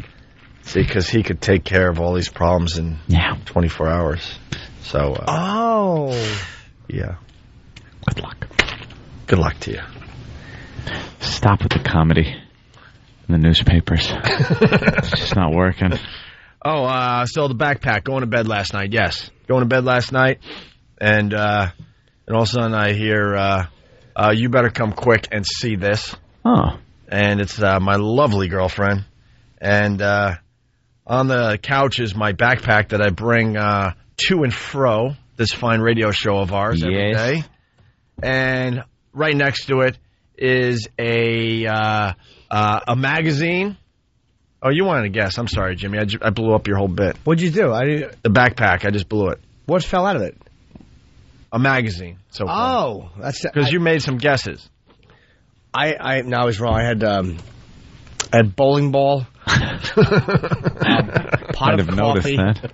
A pot of coffee. Human leg. No. Cancer wig. A salt lick. Lemon meringue pie. And Oingo Boingo CD. Those were my guesses.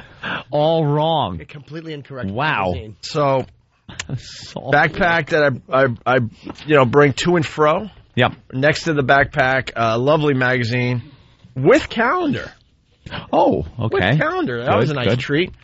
It was Black Inches on my couch with a calendar. The magazine was titled Black Inches. It's the magazines that we buy from time to time at the newsstand on our way over to XM to horrify everybody around us. And obviously, I did not bring a Black Inches magazine home. I wasn't smuggling. And there are reasons to go to Thailand. Yeah. But, hey, who are we to judge? I wasn't smuggling gay porno into my house to maybe take a peek at a later date, complete with calendar. All 12 months represented very nicely, by the way. Does your girlfriend usually dump out your backpack? No, it was, she was looking for something like, check my backpack, that type of thing. No big deal. And, that was to throw off. It's like, hey. That was to throw her off the scent. And as, we're laughing about it, I'm like, there's a guilt that is associated with you as a human being. And I'm looking at her, staring at her, at her face, like she believes me, right? That I did not try to smuggle this home to our lovely house here. Oh, like you were going to hide it somewhere? Like Who take knows? it from the back. Okay, I'm going into the bedroom. I'll be right out. And then you take your backpack in with you and slide it under the mattress or something. Get a quick look. It's like when you go through the airport, you're going through security and stuff. I get the same feeling. I know I have nothing on me, and I'm like, why are they looking at me? They're going to stop me. They're going to search me. What? You know, I get all freaked out. Yeah, even if I don't what beep. What is wrong with you? There's nothing going on here. Even if the machine doesn't beep, I kind of stop and look at the guy like, hey, am I good? Am I good? You give that look of surprise, like, what? You're going to let me go? I could just walk. I'm free to go. I'm free to go. Okay. So there's been something going on behind the scenes, and it was finally my turn, I guess. And there's been times that I have picked up, because we all have XM backpacks. Yep. There was one day I picked up what I thought was my XM satellite radio backpack to go home. That's what I carry my stuff in. Right. And as I'm walking out of XM, I'm like, this bag is a lot heavier than I remember it being this morning. And I open it up, and it's just filled with sex toys. Filled. Or marital aids. Marital aids. Marital aids. I know. Marital aids, a rowboat, a cinder block, and some rope. So it's heavy, and it was filled with marital aids. Steve's? I have no idea. That would be my backpack. Whose was it that day? Well, our engineer over at XM, Marcelino, who's hilarious, has this bit where he likes to put marital aids and magazines such as Black Inches into my book bag. Magazines in my book bag. So he thought... Magazines. Obviously thought that was my book bag, and instead it put them in the boss's book bag. Well, great. And I was doing the whole Greg Brady thing, that remember? Oh, when the cigarettes fell out? Yes. They're not mine. They're not my cigarettes. We believe you, Greg. They believed him because he doesn't lie. And then he goes, you know, my parents believe me, and I really respect that, so I am going to find out whose cigarettes those are. And that's what he did. And Alice realized that, hey, Greg, there's a rip here in the jacket, or on your jacket, and I remember stitching it up, and there's no rip on this. Hey, that's not my jacket. That's what, now I got to find out who the jacket belongs to. That's who the cigarettes belong to. That's right. Mars? Right. Sir? Did you put Black Inches in a book bag last week?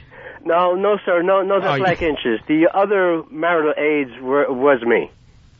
So someone else... Who else is going to do that? I have no idea. He's lying. Maybe somebody thinking that was yours, trying to get retribution? This is true, and that would be the black albino we have. No, you don't keep your book bag where we keep our book bags. What is black albino? The black albino is Sam. He's black but hilarious. Oh, wow, that was really See, funny. he's hilarious. Oh, wow. Did you belt him? I just want to hear Sam say book bag over and over. Book bag. Book bag. Book bag. I don't know what the hell accent. Yeah. I can't get a point across. He says he's from New York. Hey, well, might put you in a book bag. You know what book bag. He sounds like a black Scandinavian from Chicago. All right, thanks, Mark. All right, buddy. Bye. I'll get to the bottom of He it. put the magazine in a book bag. Sydney, relax. I'm going to put this Black Inches into your eye. Have a cream soda, Sydney. All right. We should... speaking of 24, because this is really, really quick, Muslim groups are concerned the fictional dark hero of Fox Television's 24 will jeopardize their civil liberties by branding them as sleeper cell agents waiting for orders to strike. Yeah. The Muslims are pissed off that they're being portrayed as the terrorists. That they're the 24. terrorist bad guys on 24. Right. That upsets them. Sure. Because it gives the Muslims a bad name. They look bad. And watch Hollywood fold eventually. When people don't have access at work or have neighbors who are Muslim, they rely on the images they see on television to shape their perception, said a spokeswoman for the Council on American Islamic Relations. The worst outcome would be that they would act on their fears. They won't be able to distinguish peaceful, law-abiding American Muslims and the minority who act against our faith and commit acts of terror. Against our faith, sure. I like this. This is my favorite part. Muslims fear the show will foster hate against them and foster a climate of Islamophobia in the country. No, it's not the show that does that. No. Believe me, it's not 24 that is doing that. It's called The News, and it's called American History from a few years back. Don't worry. We were hating you long before 24 became popular. Yeah, don't forget the 93 Trade Center bombing. I mean, we wouldn't want to take credit for that. Who did that? Yeah. Because remember when that show was out and the people that pulled that, those Canadians, and we had portrayed Canadian terrorists. I believe they were Muslims, too. With the Irish people that attacked the embassies in Kenya and Tanzania? Right. And then a show was on that had Irish terrorists, and they were very upset about that. The Polish people that took the American hostages in 1979? There you go. Can you just accept the fact that you're going to be typecast as terrorists? It's your turn. Because you're terrorists? It's just your turn. Yeah, it's your turn in the barrel. Stop behaving so naughtily. A few years ago, I remember watching Cowboys and Indians. On TV. The good old days. It was the Indians were the bad guys. It was just cowboys and Indians. Yeah. And then for the next 100 years, it was blacks. And now finally we gave the blacks a break, and now it's all about the Muslims being the bad guys. There you go. God, we wore out the blacks like an old pair of shoes. It was time for a brand new pair of Nikes, and it says Muslim on the side. Right. You needed the Muslim criminal, brand. A bad guy. You got a black guy. Wait, it was American Indians? Yeah. It was the Germans? Well, yeah. Well, during war, you got to Germans get against the guys you're fighting. Little Jap in there. Yeah, Russians. And that's what I was Russians getting at. During the communism. 80s. Yeah. Late 70s to 90s. About 90, it was all about Russia. Well, it was any like Soviet bloc, Eastern kind of thing, because who could forget Die Hard? Right. With the best villain ever, Hans Gruber. East German. Yep. And in there, it was blacks for a long, long time. And now it's the Muslims' turn. It's just your turn. It's just your turn. Who will be next? The Chinese. Could be. They are coming. North Koreans, but we've already had them. Yeah. It's just your time. Deal with it. Yeah. Floridians are next. All right. Anthony's trying to wreck the show. Well, yeah, what did I do that I have no idea what I did? We're going to get into that next. I'd love to. It's a tease for me. And I don't even know what this is. Do we have Hillary in studio today? Hillary, now that you have announced your candidacy, what do you think about health care? This country, for many years, has needed health care. There are families that cannot afford the simplest of health care. And if I'm elected president, you will see every family in the United States will have health care.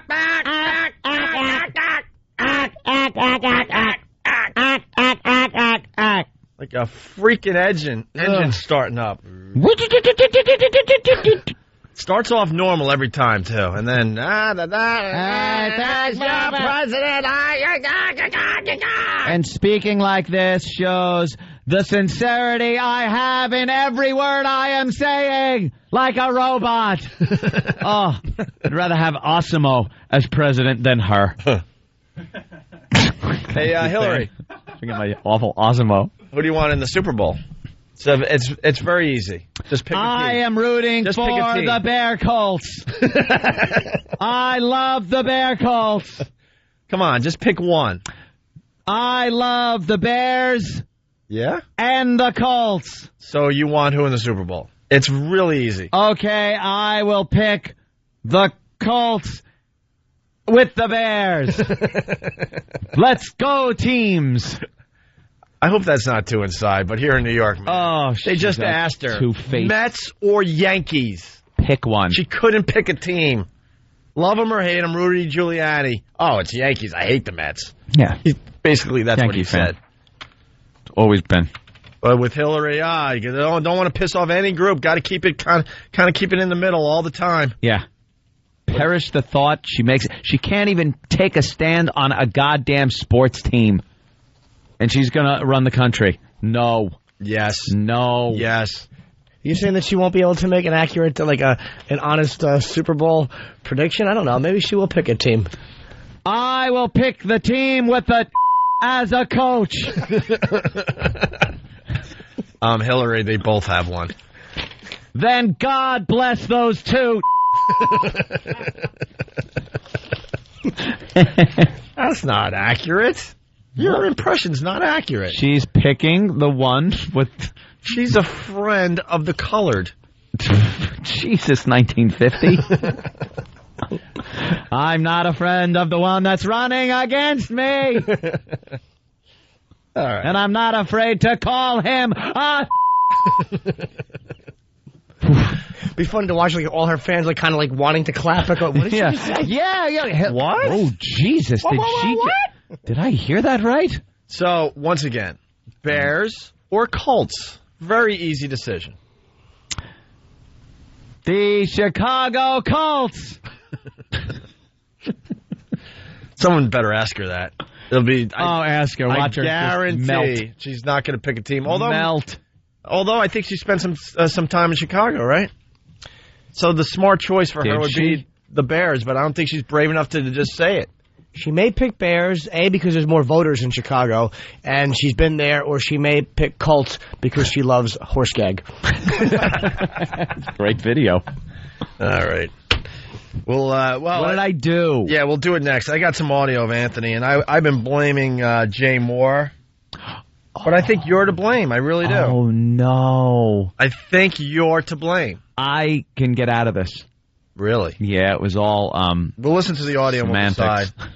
But it's got us in quite a situation. Quite a little stew. A pickle? Yes, we're in a pickle. Well, Anthony may have called someone the C word. Oh. That is very powerful. I want to hear this. Because I don't believe a very powerful woman. I don't believe the context I used it in. And it's hurting us to this day. Should be bad. You just made me nervous. I thought his ex-wife took over CBS Radio.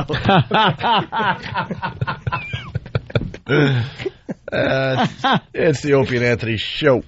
Hear what everyone else is talking about. O&A Uncut and Live, continuing the show on XM Satellite Radio starting at 9 a.m. Eastern. Visit xmradio.com to subscribe. It's the Opie and Anthony show. The Opie and Anthony virus. Are you ready? Is this thing on? Oh, Jesus, I'm so burnt out. Haven't done these in a while. All right, here's the deal. January 27th, it's a Saturday. I don't even have to say that. They can look at the calendar. January 27th, Quakertown Firehouse. Now, I know you're saying, hey, a guy with a big career like that, why is he doing a firehouse? And I would love to say it's a fundraiser, but it's not. It's just good money. Listen to me. I got till January 28th to get into the top 5 on this Comedy Central countdown. Go to ComedyCentral.com and just click it on the countdown to see my face and vote. This is important. I don't know why it's important, because you don't win anything. It's all ego. That's it. Fuck. I'm done.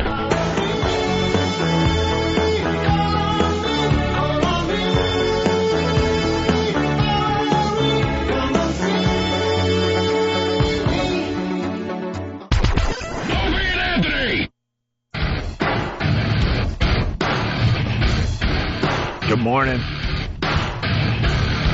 You're checking out the Opie and Anthony show. Hi. So we're big fans of American Idol, especially like the early rounds where it's kind of just goofing on the idiots. The freak show. The freak show for TV. They're taking all kinds of heat though now. Taking all kinds of heat because they're it's so mean this year. They're abusing the retarded people that come into. It's fair game. Anybody comes into audition, I think you should be able to just give them a little verbal lashing. 37 million people watching. What's the problem? They're enjoying it. They're enjoying the hell out of it. Well, that seems to be the problem is when a lot of people enjoy something, it doesn't matter.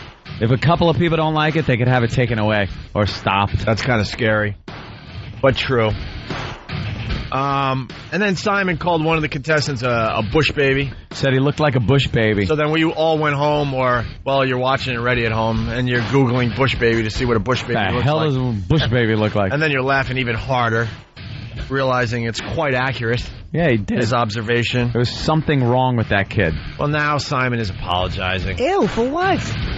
He basically saying he shouldn't have called the kid a bush baby. Why would he apologize? Kind of surprised by the apology from Simon Cowell. You know why? He must have gotten a lot of pressure. The producers, all these people jump on you because they get this knee-jerk reaction all the time. They got a bunch of letters or something that said, it's so mean, and Simon's being mean. I liked when he was critical, but just too mean now. So they probably pulled him into a meeting and said, could you tame it down? And you need to apologize to the bush baby. I don't see the producers making him do anything though, because he's like the most powerful guy in television right now. I can't see anybody telling him you have to do. What are they gonna do? Fire him? He's the whole show. Yeah. They would. They don't really. You know something? No way. Because they're stupid. Producers are stupid. Hi. Just wow. They don't realize things like that. They don't see things like an artist can see it. Like, wow, that guy's talented. He's the guy that gets it. If he went up against them too much, they'd throw him out. Isn't it his show? No. I think it was his idea. I'm sure he sold it and just makes a bloody fortune. Simon, somebody else. It's his idea. Some other Simon. Oh, it's Simon Cowell. Came up with the concept. Simon Cowell came up with the idea of American Idol. Yeah. No. He's saying no. It's created by Simon something. Fuller. Right. It's a different Simon. Simon's been in trouble. He's been sued by Simon Fuller for ripping off the idea. But Simon Cowell brought it to America, and it's his American Idol. I don't think so. Get some info. I don't think so. Get some info. Oh, boy, we should have checked on this one first. No kidding. Anyway, well, the point I'm getting at here, it would be nice if we could get some of these American Idol rejects on our show. Sure. You know, maybe some of the ones they goofed on. It would be fun.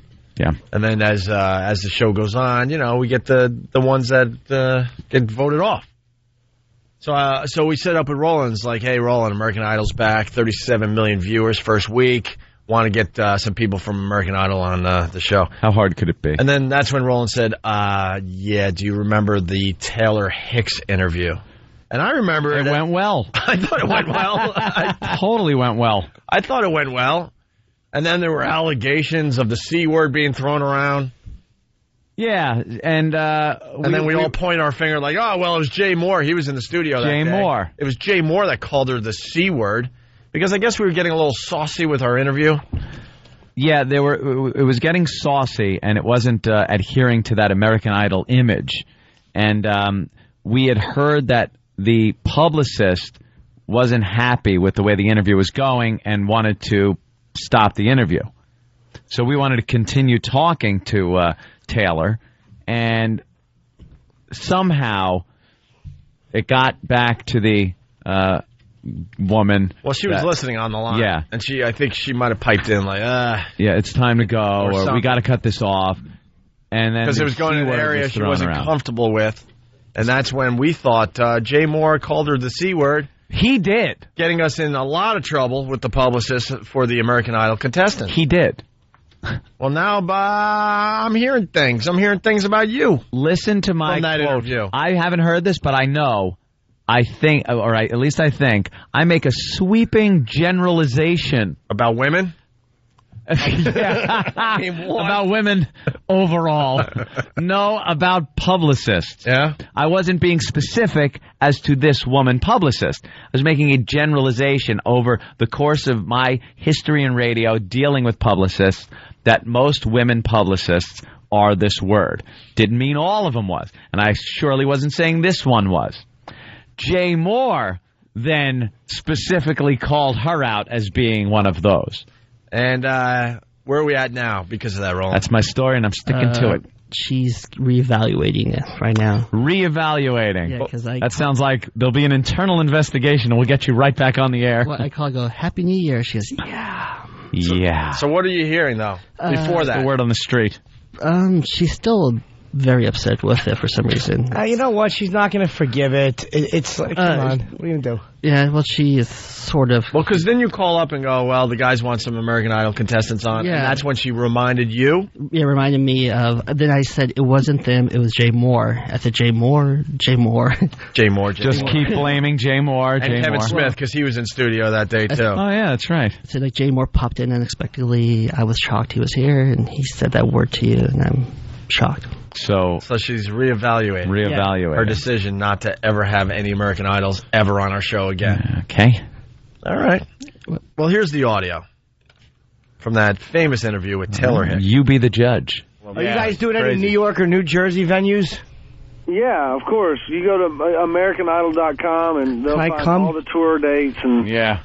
Can I come to the show? All good. Everything's going to be great, man. Like I said, I went from performing in bars and little places to being on a stage like this, and it's a dream come true for me.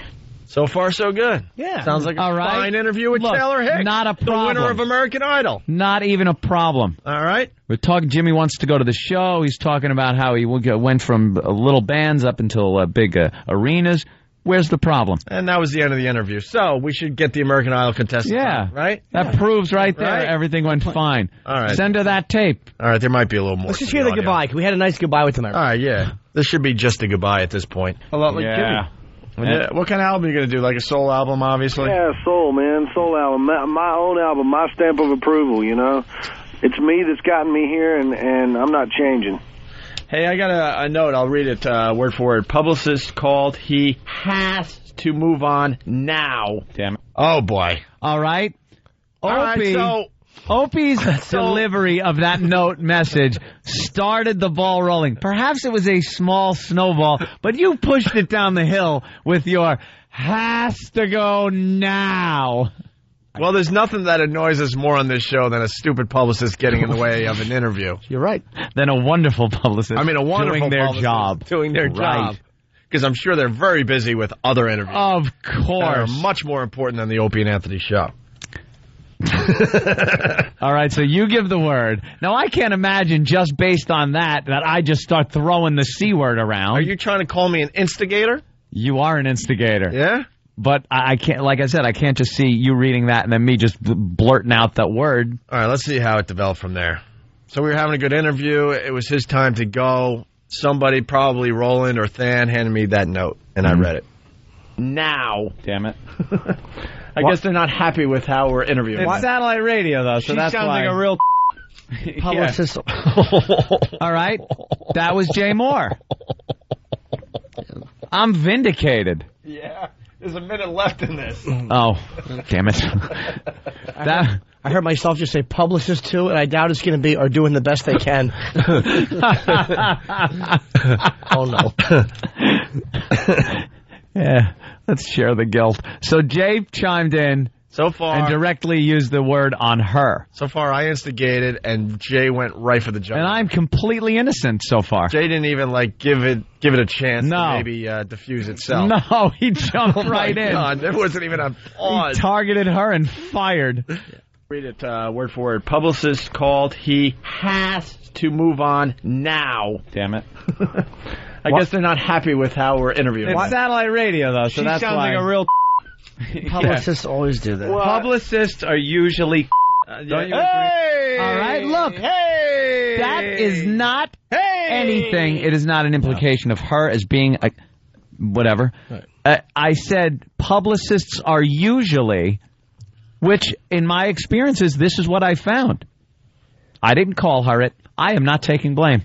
I think this little bit of tape vindicates me. I've been exonerated. Roland? You love them all. I love them all. Oh, Sure. whatever. They're all. Here's the bottom line. She just wants to have a hard on for something because Jay said that not even directly to her. It's not like she was on the phone or in the room and then Jay blasted her with that. He was saying that as a report of what Oprah just said. That's a completely detached thing. She's throwing power around. That's all she's doing. I'm a powerful woman and I don't need to be spelled. That's all she's doing. There's still like a minute left in this. Oh, though. Shouldn't there It might have also gotten be? uglier. Oh no! Shouldn't there also be like a law where they have to say? And by the way, a publicist will be listening in on this call. Like, you never know. Most of the time they do. Most of the time they do. How about, hey, a publicist? You mind if a publicist listens? And we go, yeah, we do mind. Can you just have her not listen? Why not? Why not? But you jumped right on. Had your chances at getting American Idol guest die. You jumped right in. Yeah, I piled on. Absolutely. Is that what happened? Satellite radio, though, so She that's sounds why. like a real. Publicists always do that. Well, publicists are usually. Don't you agree with that, Taylor? This is. They're worried about your image, I'm sure. Well, no, I don't think it's. Like I said, I've got about 15 more interviews to do, so I think they're kind of just. What interview them in there? They are nothing. All right, Ed. You know what, Ed? You are so done. Are you kidding me? Explain that one. Now, I was talking about the other shows. Oh, my God. Now, still, I'm safe. I did go off with a tirade. That was a multi-curse. I read a lousy tirade. note. Jay calls her the C word. You say all publicists are C's. No, I said usually. And then we're trying to get the interview back on track, and then you went on some diatribe. You know you're guilty when the C-bomb has been dropped, and Ope said, you said that they're always. No, I said they're usually. Usually. The semantics of always and usually. It is. Worked for Clinton. He's just trying not to get life. I'm pleading. Usually. Don't you agree with that, Taylor? This is, they're worried about your image, I'm sure. Well, no, I don't think it's. Like I said, I've got about 15 more interviews to do, so I think they're kind of just. What interview I'm in there? They are nothing but clown shoes. Well, you're a lady. You okay? That was Jay. Oh boy, yeah, Jay went off. Here's what happened. You mentioned that Kevin Smith was in studio. Yeah. What I was doing was a line from one of his movies. That is an actual line from one of his movies. Okay. It's an email. They're in character reading emails, and that's one of the emails that he got. So I was doing a line. It was in character. Oh, okay. See, it wasn't me. She misunderstood. And then the interview got completely out of control with you saying F them, blah, blah, blah. And then that's when the publicist is now heard. Uh-huh. She, pops on the interview. Yeah. To say, all right, enough, done. And that's when Jay really hit her once again with the C-bomb. Did he? I'm in there. They are nothing but clown shoes. You have to go. Well, you're a lady, you bitch. You, Jimmy. Okay. See, Jay is completely responsible for our inability now to get guests from American Idol. I don't know who to blame at this point. It is all Jay Moore's fault. He was drinking a NyQuil smoothie. What do you? That is total Jay Moore. That put her over the edge. She's a publicist, first of all. She's heard the language I was using, and none of it was directed directly at her.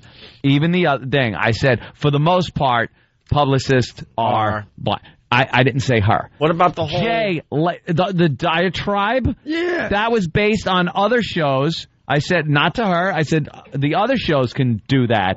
And it was a line from one of Kevin Smith's movies. What movie? It was from Jay and Silent Bob Strike Back. And Jay then chimes in and completely wrecks it by just directing it right at her over the phone. Personal phone call. Yeah, let's blame Jay. Jay Moore is still to blame. I like it. Let's blame Jay. More interviews to do, so I think they're kind of just. What interview I'm in there? They are nothing but clown shoes. You have to go. Well, you're a lady, you bitch. You, Jimmy. So that was Jay Moore. Hello? We're never getting another guest again. Ever. Do you, Jay, trying to blame me? Yeah. Call the publicist for. Yeah, but she's his publicist. How big could she be? Call the publicist. Jay goes, how big could she be? American Idol. He's only represented American Idol. Oh, my God. That's great. Yeah, he calls her all that, and then he goes, Jim. Jimmy. Like Jimmy said it. It goes, how big could she possibly be? Oh, I don't know. Idol, House 24. Oh, that's it? A couple other shows. Stop. Just My her? God, you called the publicist for. Yeah, but she's his publicist. How big could she be? You called the publicist for. What other kind of? And we were just starting to get real guests. You've had great guests lately. Wow, are we never ever getting another guest? You watch how the guests drastically drop after today. Kevin's not coming back. He's doing scratch-off tickets. Yeah, He's bored with the show already. Kevin's done 3 Sudokus. I will always come back. Wow, well, there you go. See, that's now that I've heard the audio, I blame Jay Moore. I blame Jay Moore. So where are we at with this? You're trying to smooth things over, Ro? Smoothing over. She's reconsidering because I told her, explained to her, all the voices you heard that was directed towards her was Jay Moore. Yeah, blame Jay. He'll take the bullet for us, too. That's right. There's audio. He's still friendly. Yeah, it was audio. It's just Jay Moore. With Kevin Smith in there, I forgot to bring up the fact that I played poker with him and got raped. What are you talking about? Got raped Friday. Yeah. I went to Jersey to his comic book store and played poker with him and other people that were there. Anybody famous? No, like message board people and stuff. He's like a cool guy. He has like little contests, and their message board people get to hang out at his comic book store and play some poker here and in L.A. where he lives. So I was just the fish. I was the catch and release fish. Just don't kill him. Don't kill him. Let's let him out, because then you'll get some and you'll get to share. I was digging the pocket guy, because you were able to buy back in. It was a cash game, $100 buy-in. And I could not get cards. Could not get cards.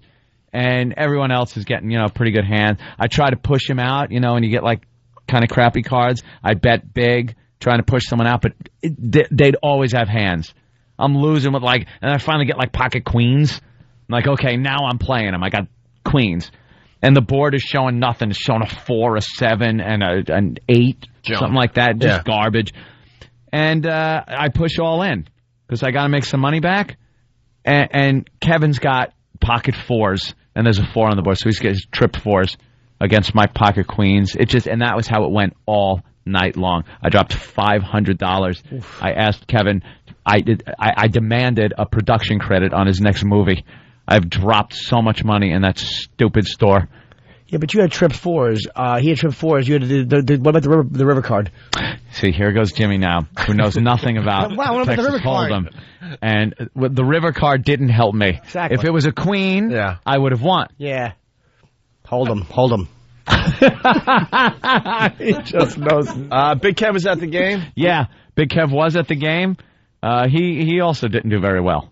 And that's why he's calling, just to tell us he didn't do well either. I gather. Something that listeners are going to care about. Maybe he has more information. He may have more info. The next day, he did go to one of these conventions, so there were some big celebrities there. Kev? Yeah, hey, what's up? How you doing? How are you, sir? Good. You lost some money, too? I did, not nearly as much as you, though. Yeah, I was digging the pocket guy, and they were all laughing at me. So what can you add to this conversation besides the fact that you are also in the same building as Anthony? I've never seen Anthony lose so much on such skinny misses. Yep, it was the worst poker I've ever played in my life. Were you cocky going in, Ant? Let me ask you this. Were you cocky? I'm a good poker player. I'm a good poker player, and I really thought I was going to do well, or at least the middle of the pack. I sucked because I got crap cards and no one backed down. There was no betting anybody out. Is that true, Big Kev? Absolutely true. And it wasn't even so much as that, but once Smith got money in his hand, he just bullied the table. Oh, he's a bully. Kevin Smith's a bully. That's all he did. He had a huge stack, and he's just bullying everybody around. Like, I got this little stack of chips. So, of course, if I bet half of them, he's just going to put me all in. And then I'm either winning the hand and I get to play, or I'm gone and I'm out of the game, or digging back into my pocket. Did you have a character? Because they're like the Unabomber and all these guys. Like, were you a radio guy? Like, you just had on 2, like, golden headphones? That's exactly what it is. I talked everything into a microphone. Yet, I'll check. Check 1 and 2. Yeah. Radio station jacket with the call letters on it. No, I was sap guy. I was fish. I was the sucker at the table. I was the one that everybody could just feed off of. It was horrible. It was the worst poker I've ever played in my life. And I wasn't playing bad. Anyone that knew Anthony at the table there, like from the radio show, knows how much he talks about playing poker, was just looking at him during the game going, I really had thought you played this game before. Yeah. Just getting horrible hands. And then after a while, you fold everything. Fold. And then you start going, screw it. Let me play this, Queen 5. It looks great. Every day, anything starts looking good. But he cleaned up, and but it was fun, and I'm sure I'll be welcomed back with open arms. As long as I have money with me. All right, Big Kev. Already been established. How is Soupy Sales, by the way? He ran into Soupy Sales at the. Hey, is the butcher Ed Brock there today? Because he showed up at the convention on Saturday, and I wanted him to take a look at Soupy Sales. So when I talked about it, that there would be someone there who understood. Soupy Sales couldn't speak, and he barely moved, and he had like this one sort of expression on his face. Ant, I sent you that picture. Yeah, he's in a wheelchair now. Remember when we saw him walking down the street when we first got to New York? The vibrant Soupy was like, he'd walk to work, and we waved to him, hey, Soupy, and he kind of went like, hey. And now, a dozen years later or so, not even, like 9 years later, whatever, he's in a wheelchair with the head tilted to the side. Yeah, and his mouth kind of open, and I could not believe that they wheeled him in there for that. Do people put a pen in his hand and just kind of work his hand to do an autograph? Yeah, it was something like that. Yeah. Oh, just poor let the bastard. guy It was rest in just peace. sad. Poor Great bastard. to see him, but just sad. Soupy, we hardly knew ye. And then that time wins every time. And then also I heard he told me that the girl that was John Travolta's dancing partner in Saturday Night Fever is there. What was her name? Karen Lynn Borney. Yeah, she was the one that he was in the dance contest with, and it's all she's done. She's there all the time, man. She's very popular. She was old in the movie. Like, how old is she now? She's older, much older. And she prints out the cover. Remember how the Saturday Night Fever thing looked with the dance floor and John Travolta in his white suit? She prints a bunch of those out and sells them for how much? The poster reproductions that she has there, 11 by 17. She sells those. It's quite a bargain at $60 with her signature on it. $60.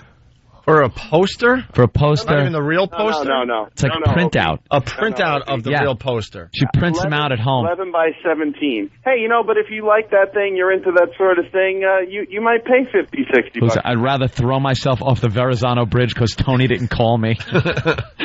Get her crappy autograph. We got a break. All right, Kev. Bye, I'll sweetie. talk to you. Take care. All right, big Kev, everyone. And then I get a text that he's got 2 flat tires. As we're driving home, we had just kind of pulled away, and I made like I didn't get the text. Of course. I was well on my way. We got to talk about the Lamborghini. I'm just an ass. I'm like, drive on the rims. I'm busy. I had to get. It was like 5:30 in the morning. I played for hours. It was getting light out. Can we talk about bumper cars and Lamborghinis next? I ran the gamut of auto driving this weekend. All right, it's the Opie and Anthony Show.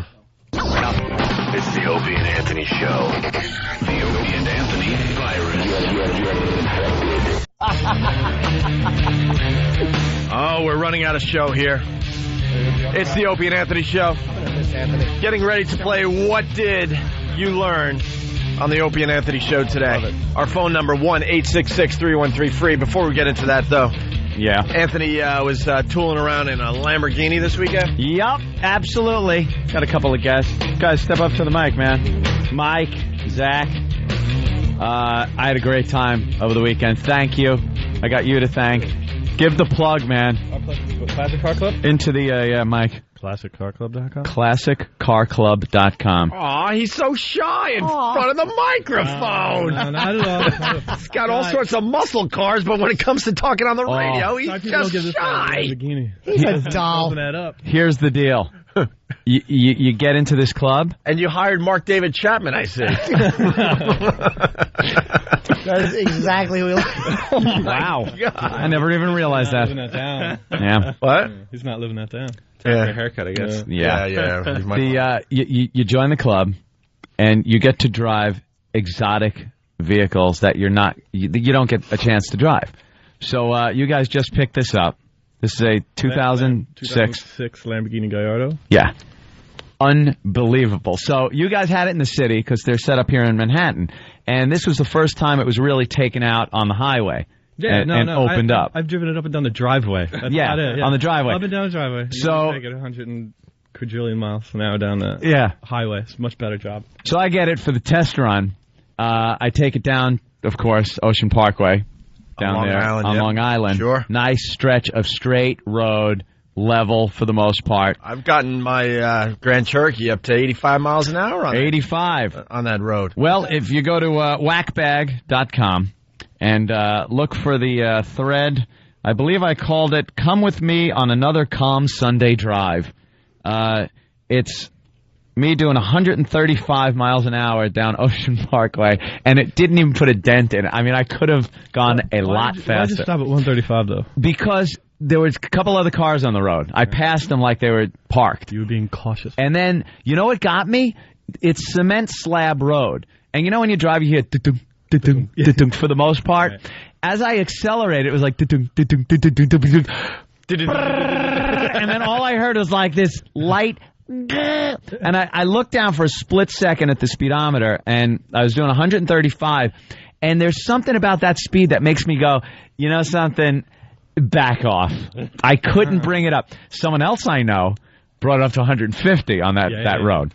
But I would love to try it again. I think I could hit the 150 mark. How about you don't? How about How about you don't? It try is so again? exciting. Is it? Exhilarating. How about you drive golf carts on the weekend? It is up and down your driveway. When you're doing 135 in a Lamborghini, first of all, if someone hands you the keys to a Lamborghini and you don't do at least 135, 150 in it, give the keys back with your new testicle keychain because you have no balls.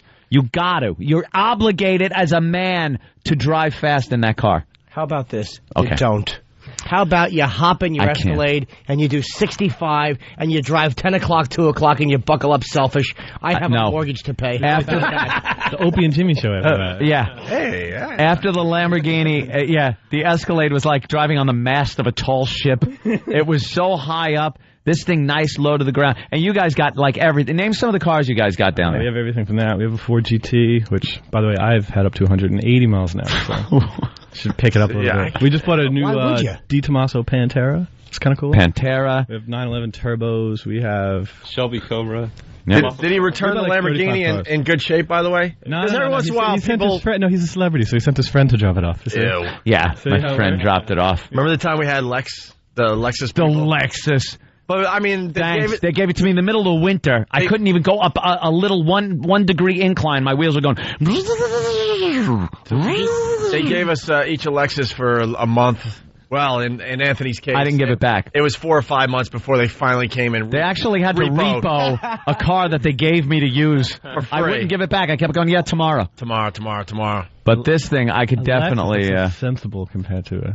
We're going to have to work something out because we just got a new Ferrari 430, so you got to come do that one next. Oh, break it in for us. Please. Thanks, guys. Thanks so much. Again, give the website. ClassicCarClub.com. I'm watching the video, man. You're passing these.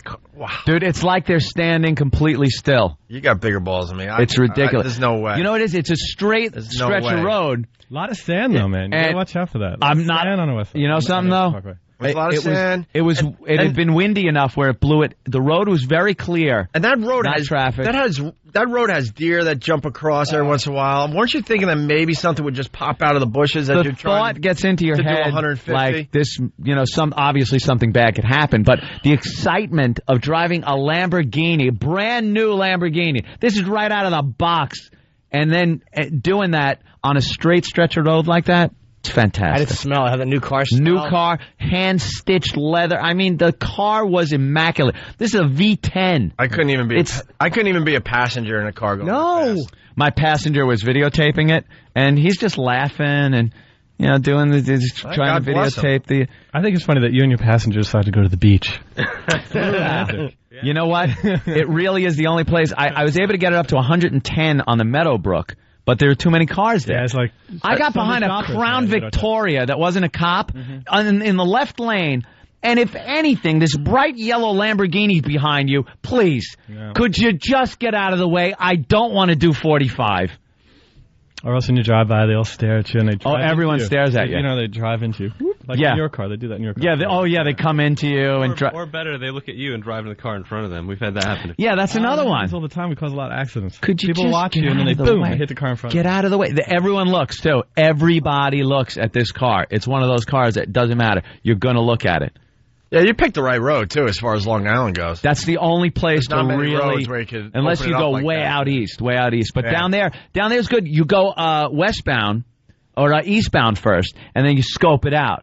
You do, pretty good speed. You kind of hit it a couple of times, but then when you turn around, you do the U-turn, and you pretty much know it's clear for the most part. Yeah. And then you could just gas it. And dude, you have no problem. I see you passing these cars like they're standing still. Aren't you worried that they might drift over into your lane out of nowhere? No. Yeah. They're just driving. The cops are actually like park police. They do nothing all day long. They can't do anything. You go by, they must be like calling their friends. Made a big time. I passed one of those goddamn Z06 bastard vet jerk-offs. Yeah. I passed one of them, and he didn't even look. He kept his head straight. I don't want to get any crap from any of those guys. because they don't even have a chance. I heard you doing some work to your car though. Yeah. Yeah. Yep. You get those Corvette guys back? I'm getting the new Roush supercharger put on there. You should have kept it. I'm increasing it up to about 600 and change horsepower. Why don't you go to a track and ride in a circle? Because it's more fun this way. Is it? There's no cops to look out for on the track. This is exciting. Dude. You feel like you're alive when you're doing stuff like this. Do you understand, once the Opie and Anthony show has its run in entertainment and is done, and you guys retire and say, we had a great time, I love you, but I'll drive you into a brick wall if you want. You ought to come down, get a car, have a little fun. All right. I'm a coward. You'd love it. What kind of cars do you have? They got everything. You've got like 35 cars. And they got like classic muscle cars too, if you're into that, if you're into the older cars. Chevelle we just put disc brakes into, so it's bad but sensible. Yeah, a little sensible. You could stop after you're doing 120 out the door anymore. It's nice. And then Anthony ended his weekend by doing some bumper cars. So. Well, not bumper cars. It was I went to a 12-year-old's birthday party. Yeah. But it was at Strike in Great Neck. Yeah. And they have go-karts. And you got to fill out these releases. And these releases are like you give up every right you've ever had as being an American. And everything. You're like, you can't take me to court ever. I don't care where you are. No alcohol. And meanwhile, you're at the bar at a 12-year-old birthday party. What else are you going to do? You're drinking. So I'm drinking, and then I hop on the go-karts. And they go pretty fast for the size of the track and everything. It's a lot of fun. But I was being very competitive, maybe a little too much. I was being yelled at by the attendants. Brake! Brake! Because I'd see, like, guys that are 8 and 9 years old, kids, and they'd be blocking me. Right. So I just wail right between them. And then there's a hairpin turn. And if the guy was on the inside, there's like an 8-year-old kid, and he was on the inside. So I was going around the hairpin turn, and I cut him off, and he crashed right into the wall at the hairpin. And I'm laughing, and he's crying, and the attendant has remote controls of your governors, and he shut my engine off. Did he really? I'm like, God damn you. I'm driving a Lamborghini. Help me, Tom Cruise. Yeah. That's very cool. I went from that to go-karts. All right, let's play What Did We Learn on the Opie and Anthony Show. Thanks, guys. Thank you. Yeah. All right, Sonny Forelli from Boston. What's up, Sonny? Hey, I guys, I learned that Ant not only sucks at pest poker, he also sucks at kitty poker with comic book geeks. Forelli, let me tell you something. You're no friggin' Daniel Negreanu when it comes to pest poker. The guy's usually out before I am. That's online. Ew. What? We play online. Pest poker every Sunday. How to make a Daniel Negreanu reference. Oh, he's a very good poker player. We know. And your guys are great friends with him. I heard you had a great discussion. We beat him up. He's a prick with an awful hairdo and a girlfriend that dumped him to sleep with a colored gentleman. That's right. That's what we know about him. And he's a fantastic poker player. He should be. He's awful with the ladies. Let's go to Skunk Boy from Pal Talk. Skunk Boy, what did you learn today?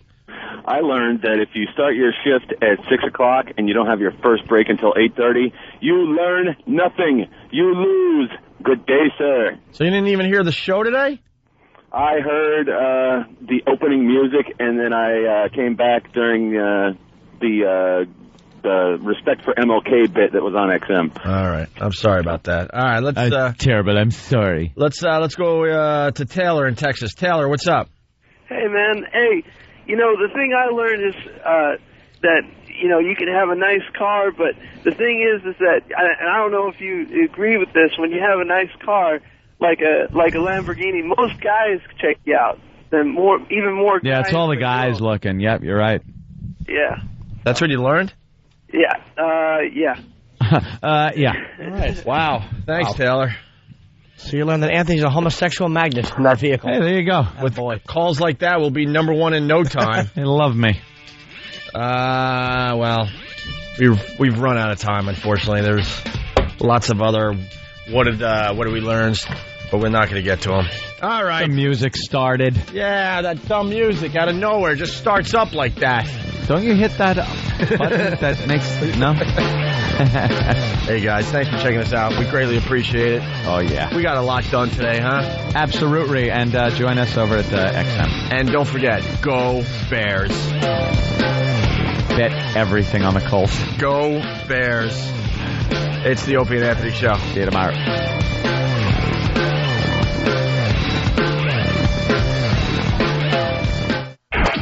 It's the Opie and Anthony Show.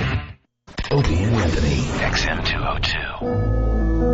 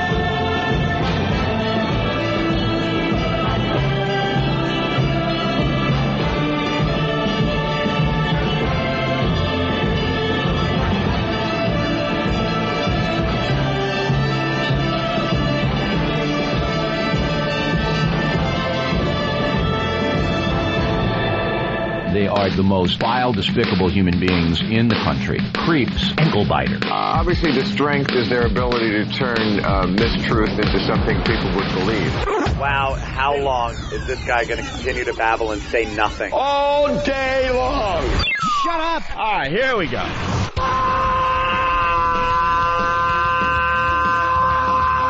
Welcome to the Opie and Anthony Show. It's worse than I imagined. That's terrible. I'm sorry. We are a bunch of dopes. I think we're lewd. And we're probably pushing 20 arrests because of this radio show. Out of touch cornballs. 3 retards. We had the effect of Town Hall PM. So important that he grabbed the mic the second I gave everyone mic access for that 3 seconds. Opie. You know I could have been a model. Anthony. I'm gay. James Norton. I like yogurt. Robert Reed.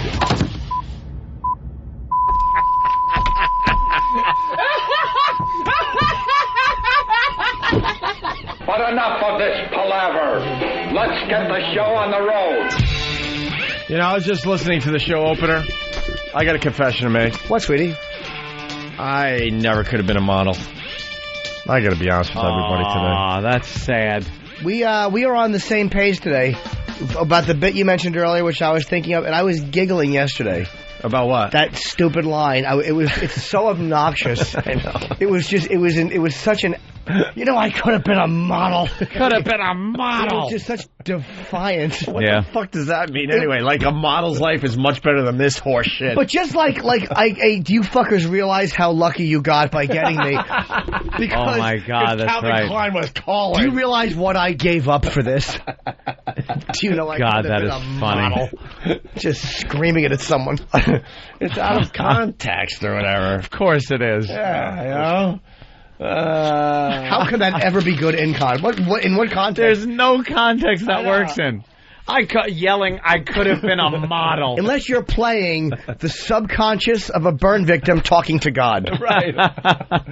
And I don't think that was the context at the time, no. By the way, Not every even day close. people are bitching because we're not doing the walkover. Just deal with it. It's time to rest the Relax walkover. with the walkover. And with the weather being how it is, it's good. It's a good time of year to just rest it for a month, You know month what? and a half, and then we bring it back, and there'll be a new excitement. It's not exciting anymore for the listeners. For us, you got to rest things from time to time when you do a radio show. I'll give them something to do. Here's what they could do. Argue with the people that say, I love that they're not doing the walkover right now. And get on a message board and just duke it out anonymously. Duke it out for hours There you and go. hours and hours and hours because and the hours. walkover is part of the show, and we need. No, it's kind of good that they rested. They're just lazy. They just you have to fight amongst yourselves. Have fun. Anybody else sick of the Al bit? I am. Ladies and gentlemen, the return of Angry Typing Guy. Congratulations. I haven't seen him in here in months. I know I read that one too. Anyone else realize that Opie laughs extra long when they dump out of stuff on Free FM? Ladies and gentlemen, an encore presentation. And then you got the smart people that realize why that happens, because it's called stretching. You got to stretch because you lose 4 seconds every time you say cunt or cock or fuckwad. You go, get that one, Al. So when someone says something unbelievable, but then they curse, you have to stretch, and it's better to maybe laugh a little longer or something else instead of just sitting there going, let the tea, let the You ever read that shit? You read it, and then you read somebody, like, you're pissed, kind of, and then you scroll down a little, and then there's a guy that makes total sense. He explains it exactly like it happened and like you would have explained it. He's smart. It's like, He gets goddamn, it. finally somebody fucking gets it. Some dickbag the other day wrote, what? May I? Oh, please. Wait, let me hand it to you. Here you go. Wow, it's heavier than I thought. It's a heavy It's a heavy responsibility. responsibility. It's like the Lord of the Rings ring. Yeah. I'm holding on to it for a little while. Why didn't you guys broadcast when you were in Vegas? You were out for 3 days and you didn't do a broadcast. It was like, look at when we had travel days. We had to fly out and fly back, and it wasn't a single flight. It was connecting flights. When we were there, we had shit to do. Even though it was just one thing, it took like all day to do the rehearsal stupid stuff. And we didn't have a studio. And if we did, it would have been 3 hours earlier that we would have broadcast. So we couldn't have done it that way. And then what happens after our broadcast from 3 in the morning till 6? Who comes on? A replay of us? What station are we going to be at to tell the fucking station that we're coming in to do this? And it's got to be now linked up with all the affiliates. It logistically didn't work because XM wasn't there. It didn't work. And this idiot is mouthing off that we're fucking lazy. Look, let's just be honest with each other. But somebody spelt it all out. Let's be honest with each other. We're in the calling it in stage of our careers. Yeah, but it doesn't have to And we be didn't- spelt out. We didn't need to do a broadcast from Vegas. Calling it in. Oh, this is the calling it in stage of our careers. Well, they complain about this. May I borrow it?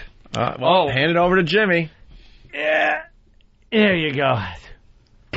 I'll just leave it here. Yeah. Why didn't you guys? Aren't you sick of the David Caruso bit? Oh, yeah. That's another one. You douchebags. You know what I noticed? There are certain people just don't like certain bits, and that's always the case. That's fine.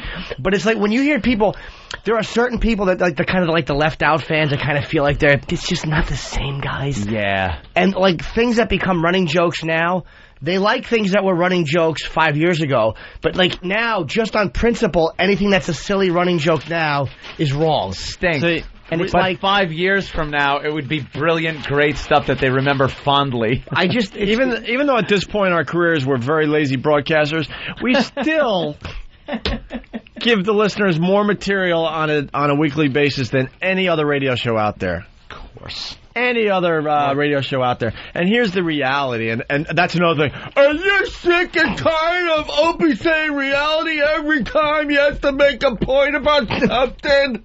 Wow. Oh, shut up. Angry typing guy is just running rampant. I'll tell you this much.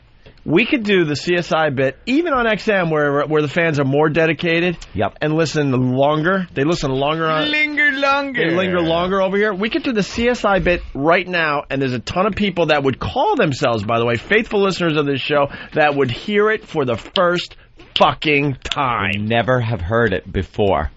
But the hardcore guys would, I like when they were on NEW the best. Really? Do you know that we did the same bit 3 times in one afternoon because we didn't have anything else to talk about? We used to replay shit.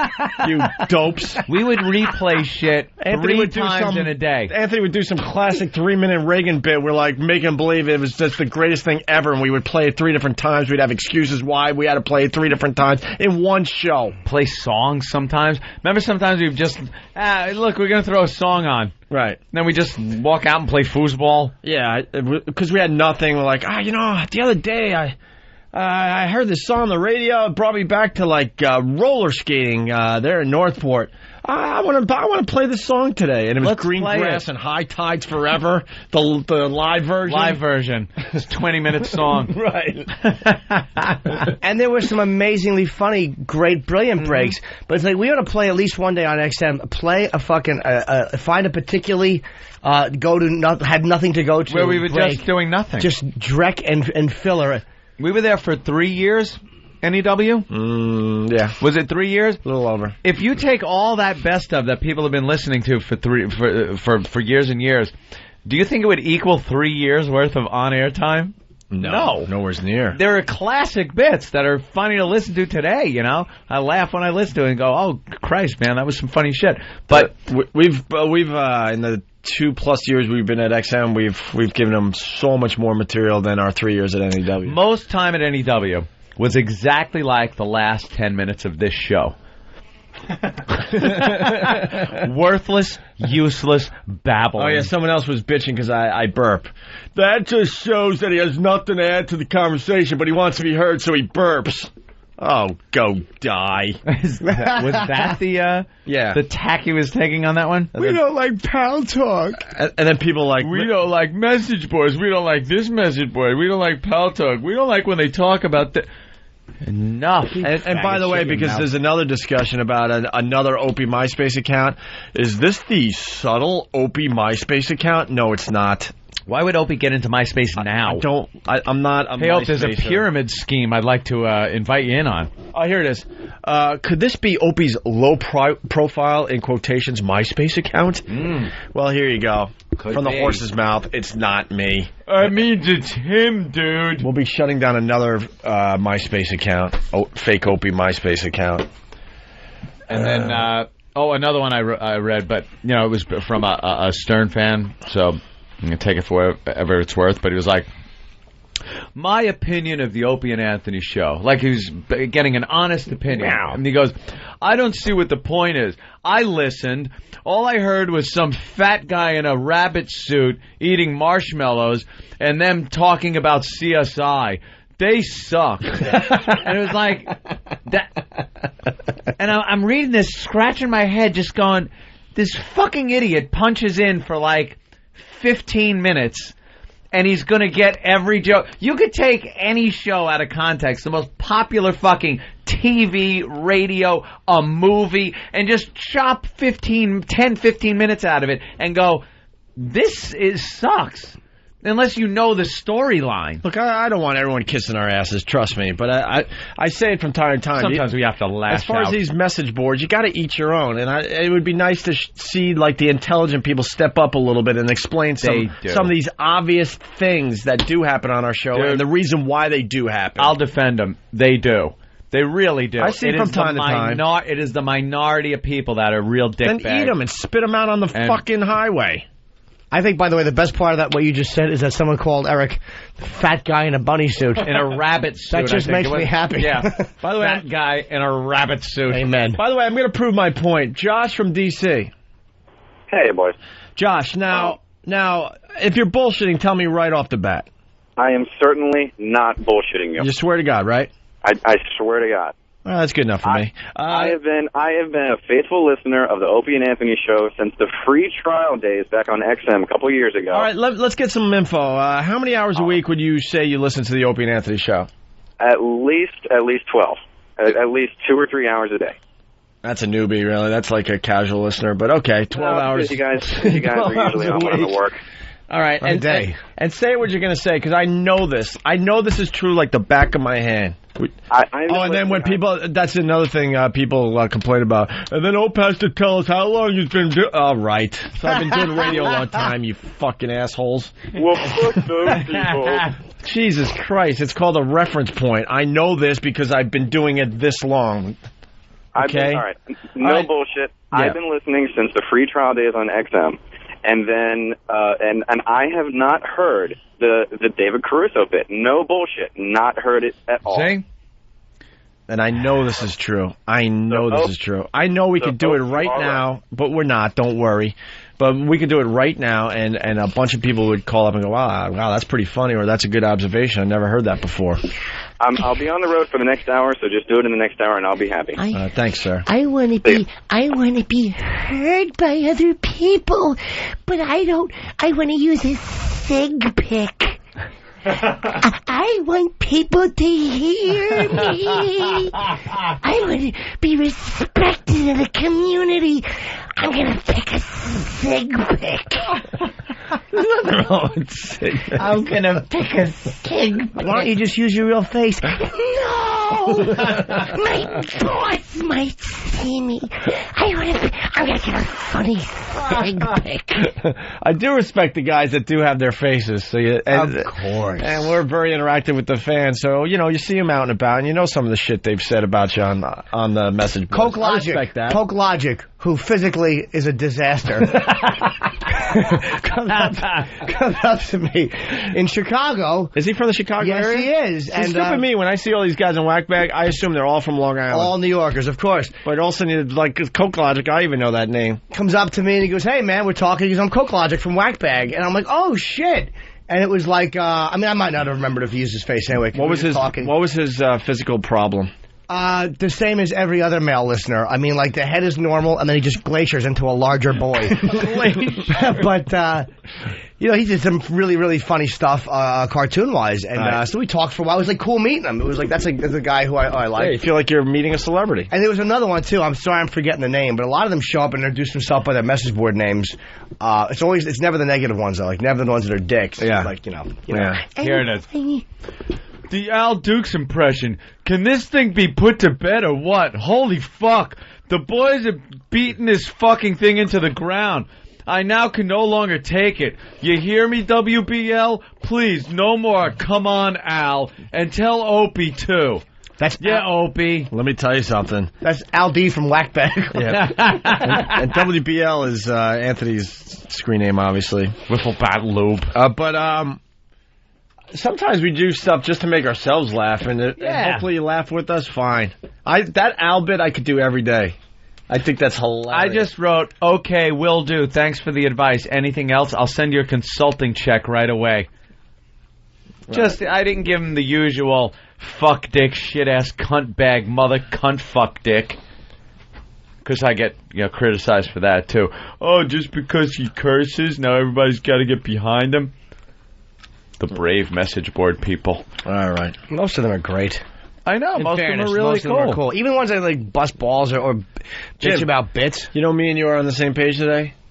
Also, how weird is that? Line 4 saying the exact same thing me and you were saying at the other place about something you haven't done in a while. Oh, wow. Okay. How bizarre is that? Yeah, it's really weird. We wanted to come out of nowhere, so Jim, thanks for the phone call, but Jimmy's going to do that very, very soon. All right. You guys are good because you care about your show. We absolutely care about our show. I'm listening to the Wii audio and the boys keep interrupting. I don't need to hear their opinion every 10 seconds. Shut up and play the audio. And then there's a poll. Oh. Should this thread be closed before it gets ugly? I thought it was going to be about the audio. We played the audio. Were you here for that, Jimmy? For the Wii audio? Yeah, it was chilling then we played it again Friday. I'm sorry. Yeah. What's wrong with talking about it? They didn't like that we were stopping it and commenting. Here's my... And maybe expressing what we're feeling as we're listening to this for the first time. This is good. This gives a little people insight on the message board because I contribute a lot. Here's my answer.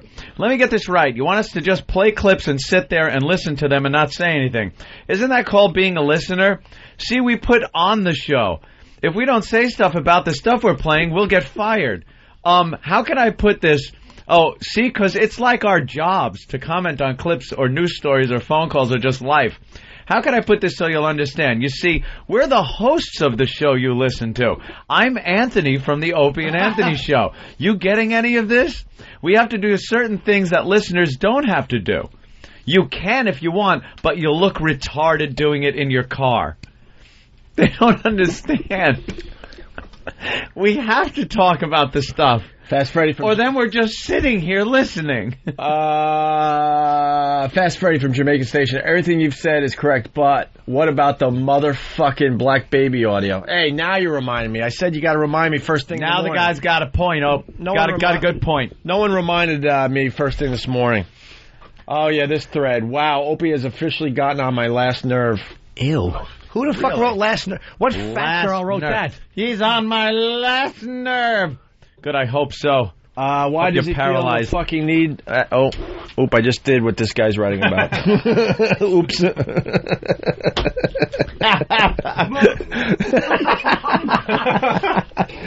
Why does he feel the fucking need to talk over everyone, especially Anthony, as I just talked over you? we both... Well, three of us talk over each other. It's a matter of talking, and then you stop. Let the other guy go. Anthony starts doing... I do that sometimes. Anthony starts doing an impression, then Opie feels the need to do the same impression over Anthony's impression. I only do that with the Al, because I get excited, and I'm kind of part of that one. It's fun to do, We kind of developed that one together. Exactly, Pookie. And then I'm his sidekick when he does the Hillary. I have to be the audience acting to his speech pattern. That's not stepping on an impression when you do Al together. That's a silly part of it. You guys are both calling Al. See, fun. I can't help it. Do it, and watch. I'll try not to do it. Yeah, did you get that one, Al? I hope you dumped it. It's going to be trouble. Going to be trouble if you didn't dump it, Al. Right, did you get it, Al, right? Okay, Al. Dump out of the shit word. I can't help it. I have to jump in on that one. And starts doing something funny, and then Opie just fucking kills the funny out of it. His laugh, his jokes, his teases, everything about Opie is starting to annoy the fuck out of me. Now, who is that? What's his name? Olive Who. And how many posts? Olive Who, that's a very good name to have on the message board. All right. Well, it's a good name. Because it's a funny name. It's kind of like, it's not your own name. Right. And they always go, why does he care if we use our names? Because I do, faggots. That's why. I make my living. I think if you're just kind of like a fun poster and you're getting silly and just enjoying the spirit of the show in general, I don't give a shit if you use a fake name. But if you're one of these guys that can critique every single part of it, everything, then fucking have your real face up there. That's a good point. They're a fucking guys that all they do is fucking pound every little piece of the show. Every day it's a critique of one little fucking thing that we did. I love it. Love you, message boards. Mm-hmm. That's why I like Pal Talk. At least there's fucking people showing you their real faces. And when they're not showing you their cocks. Hey. Yes, they're just showing That's you the good part. that fat stomach and an appendix scar and a rotten brown uncut dick and a fucking dirty fucking plane steering hand jerking it. Fucking awful. Fucking pilot school hand. A dirty unclipped hog being stroked. Hold on, I want to get a compliment in. We love when people compliment. Yes, we do. Tracy, what's up? How you guys doing? Hey, you're Tracy. I listen you got to a girl's name. More than. I listen to you guys 24/7 because I drive a truck and I'm in and out of it all the time. All right. And I miss parts of your show, so I have to listen to you assholes 24/7. Justin from South Carolina, what's up? Hey, how y'all doing this morning? Pretty good, Justin. I didn't know that Jimmy had heard the replay from the interview. I just turned on the radio about 8:30 this morning. Oh, the MSNBC interview?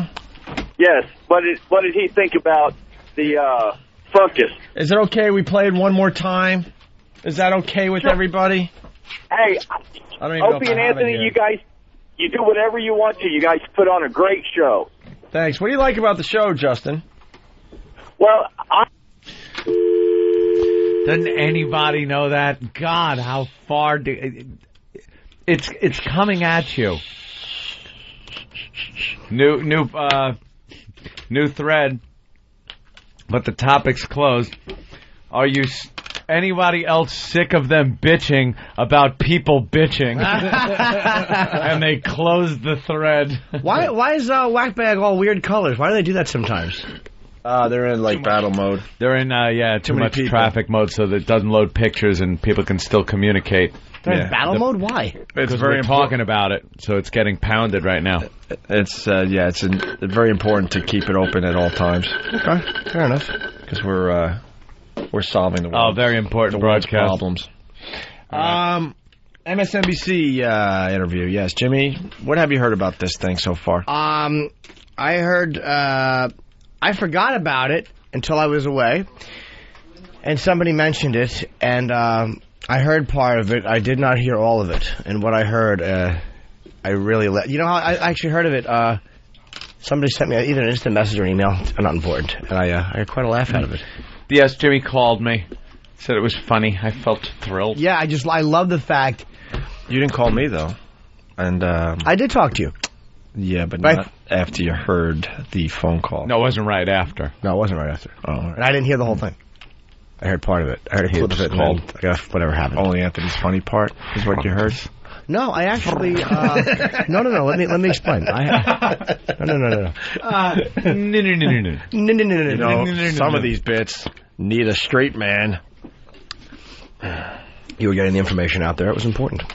Why does Anthony even need him at this point? Shut the fuck up, you dicks. Do you get anything in life?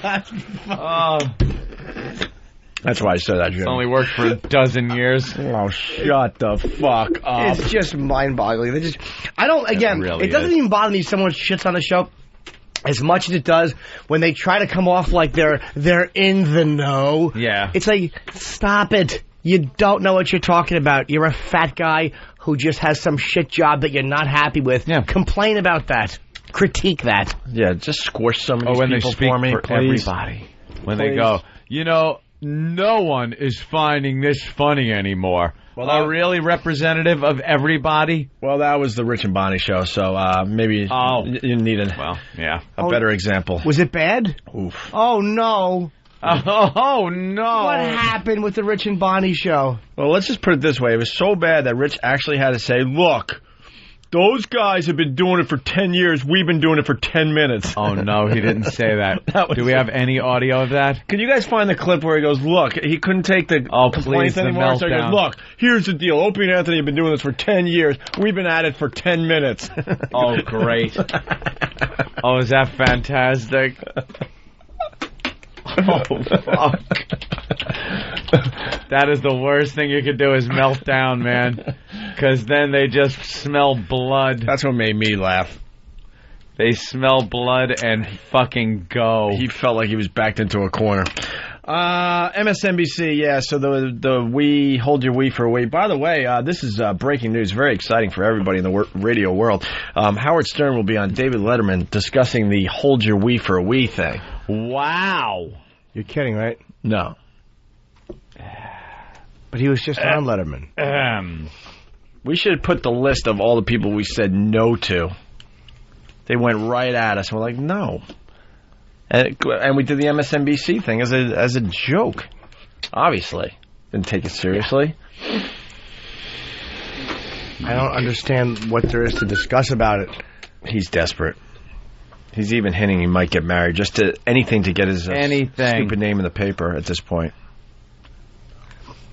But what is there to discuss about on Letterman? Not especially now. Everything's pretty much discussed. It's out of the news. He'll talk about his imitators and blah, blah, blah, blah, blah. Dave will do the pen tap and go, so, what happened here? So, what do you got going?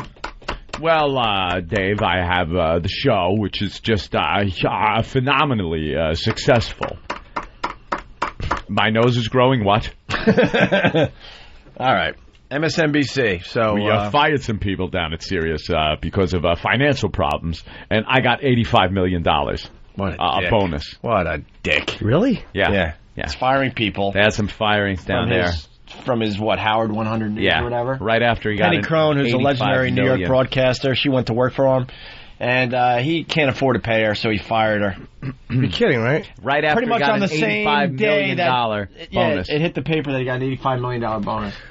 Penny Crone, I know her name. Howard TV, I know they do all his interviews and stuff like that, and the show recaps. Penny Crone's kind of, she's a tough broad. Did she suck and deserve to get fired, or was it like a financial thing? No, the Howard 100 News thing isn't working. Wow. A lot of the things on that channel aren't working. All right. So, MSNBC. Do we need to do this again? I would like to hear it, to be honest with you. I would like to. Play it one more time. I heard part of it. If I heard the whole thing, how long is it? It's 3 minutes. 4 minutes. Dude, I want to hear it. All right, ding for the show references.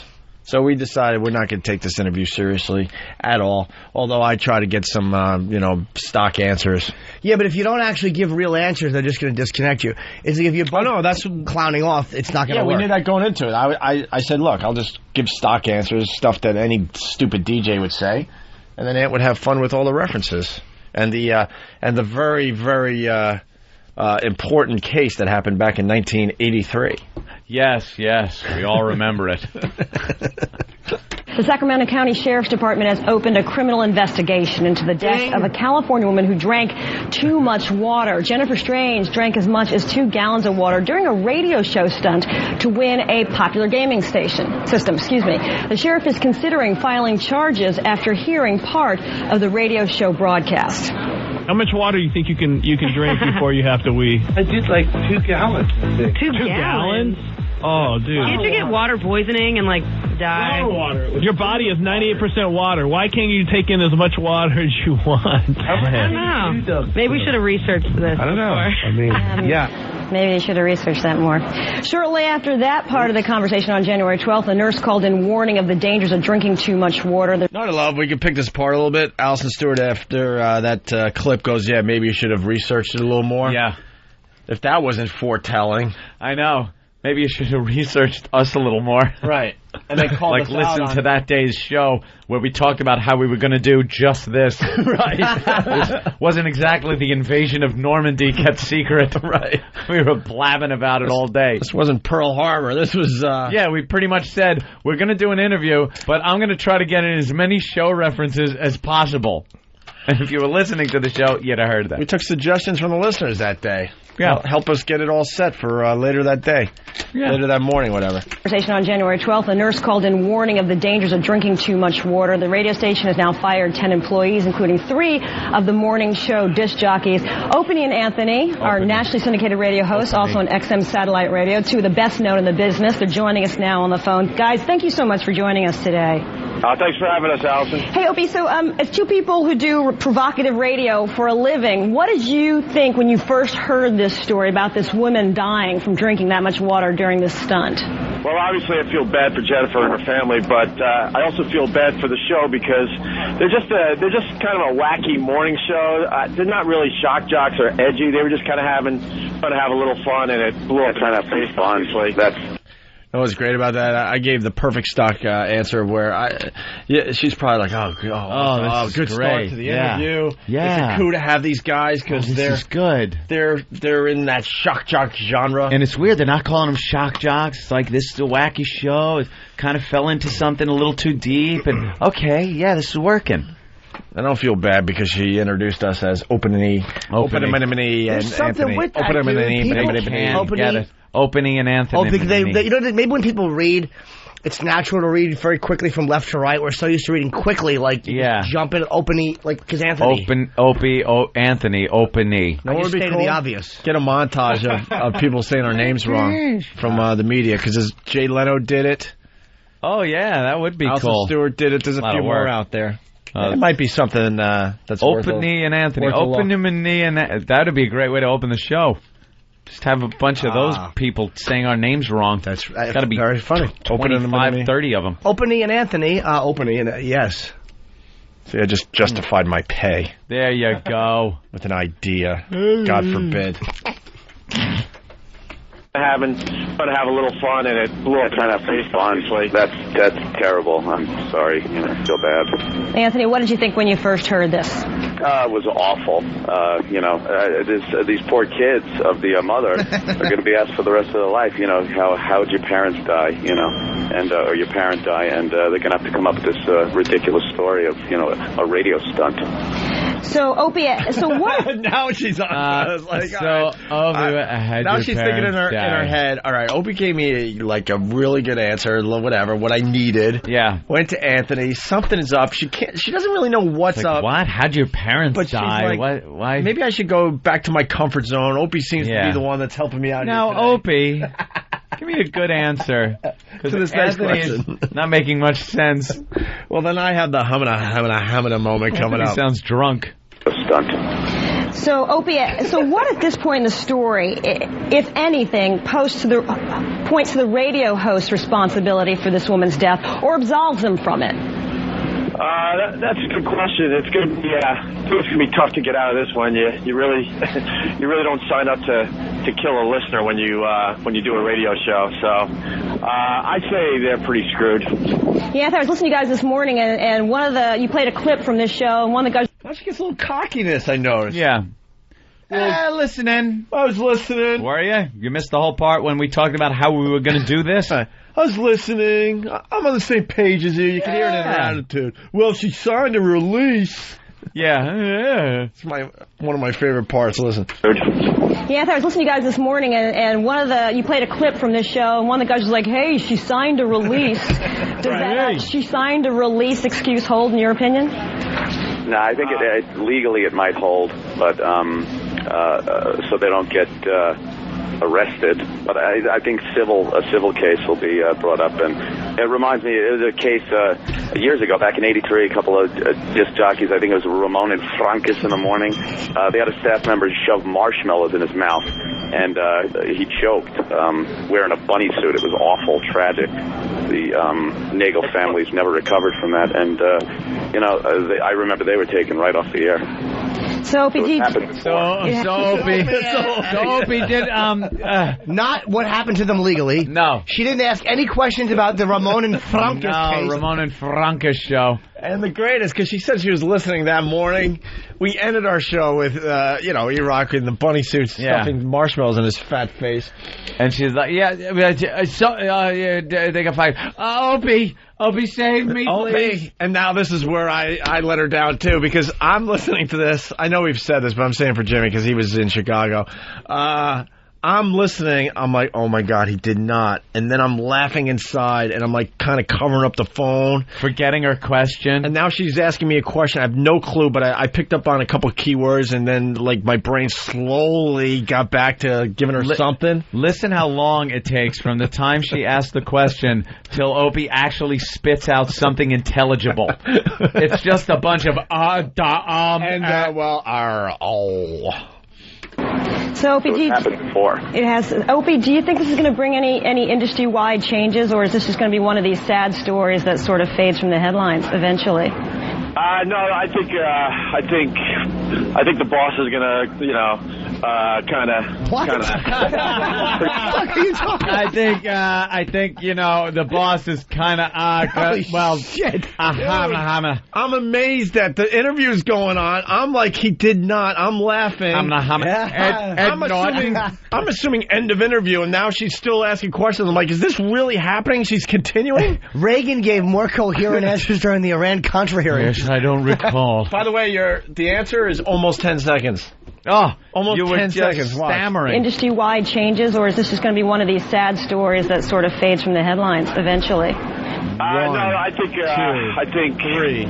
the boss is going to, kind of 7, 8, pretty much wreck it for everybody else. I mean, the bosses in radio in general are beyond scared as it is, and now that we officially have killed the listener out there, I think you're going to hear a lot of really, really boring radio. No one's going to really try to go to the edge or do anything edgy. Well, Anthony, didn't a management maybe say, hey, did you talk to a doctor about this or something, and maybe get some confirmation if this is dangerous or not?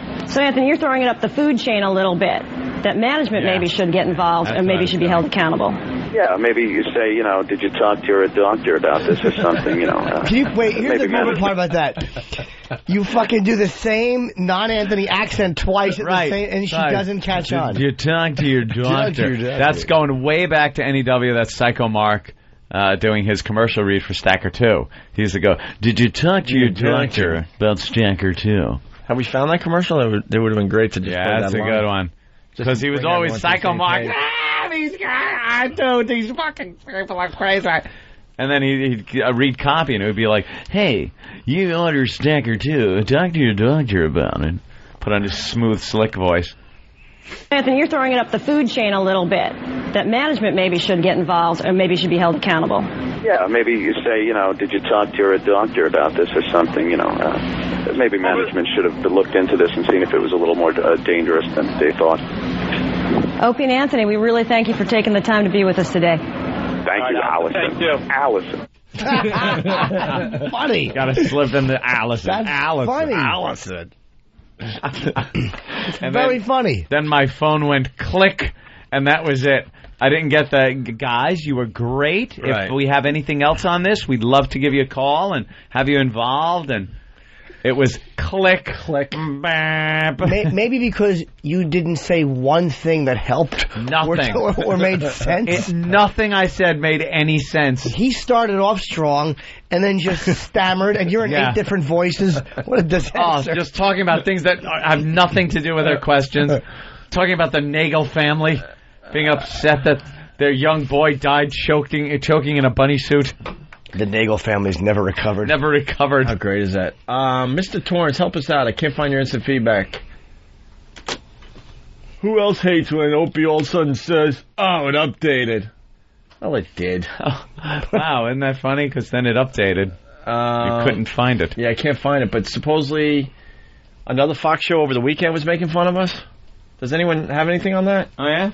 Mr. Torrance. Fox show?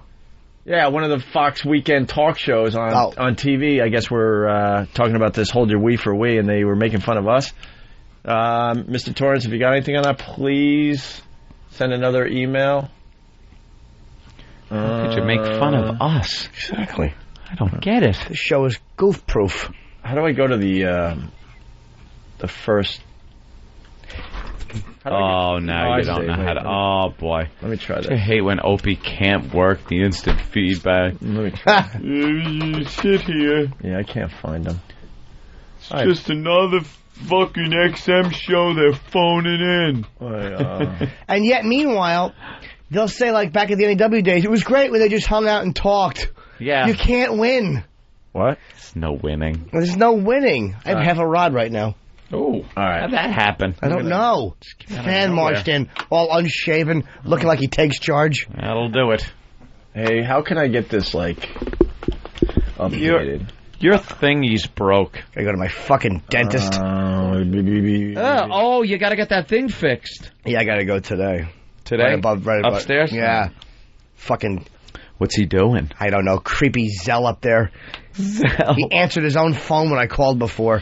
What dentist answers their own phone at 8:30? No dentist. They have a receptionist that does that. Hello, Dr. So-and-so's office. That means he's not doing too well. No, he's doing horribly. She's probably laid off. Which means he's got a couple lawsuits that he's dealing with. Reusing needles. He probably touched someone inappropriately. Yeah. Some fucking boyish-looking man in his mid-30s, which fits my description.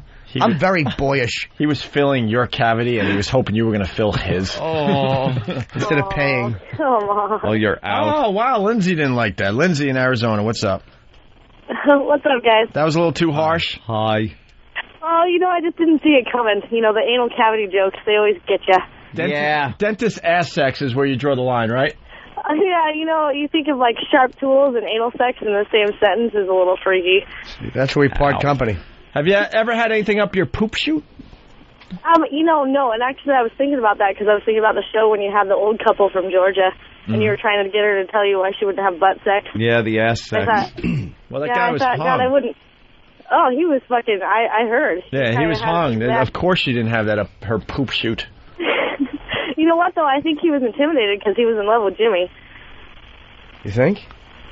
Oh, God, yeah. Are you kidding me? He wanted Jimmy to slap him in the face with his cock. Seriously? Probably. He kind of sounded like you. He would have taken a cock to the face.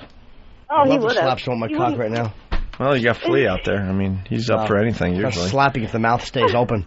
All right, so what's up, Lindsay? You know, I just wanted to call and tell you guys that, like, I hate talk shows usually, but I drive for 2 hours every morning and 2 hours every night to get to and from work, and you guys are the fucking shit. Thank you. You're just awesome. Yeah, but Always we don't make me laugh. You know what? We don't have a lot of females that listen to the Opie and Anthony show. You know, I know.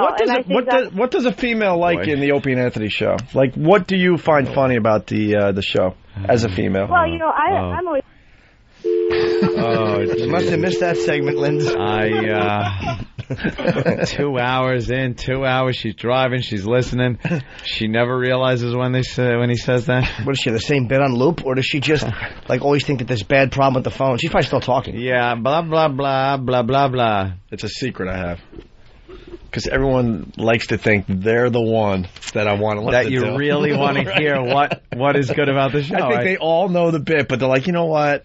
He does that because they're just dumb. Yeah. He obviously wants to hear what I have to say. He really wants to hear what I have to say, because what I have to say is very click. Hi. My mom always tells me, when bad things happen, I need to find a happy place. Like when my Uncle Henry crawls in bed with me and kisses my neck and licks my ear. I think of Opie and Anthony. That's my most happy place. Opie and Anthony!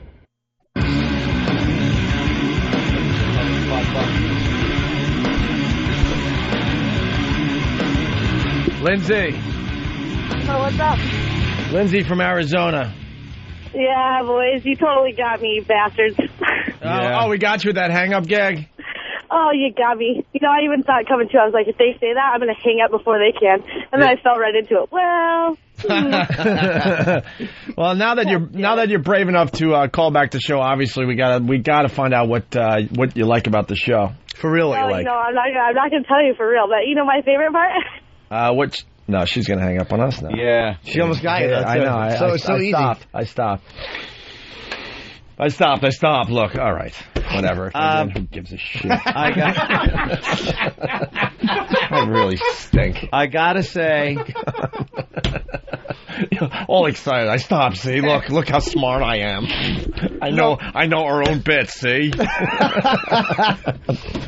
Flea is one of the most annoying in-studio guests we've ever had.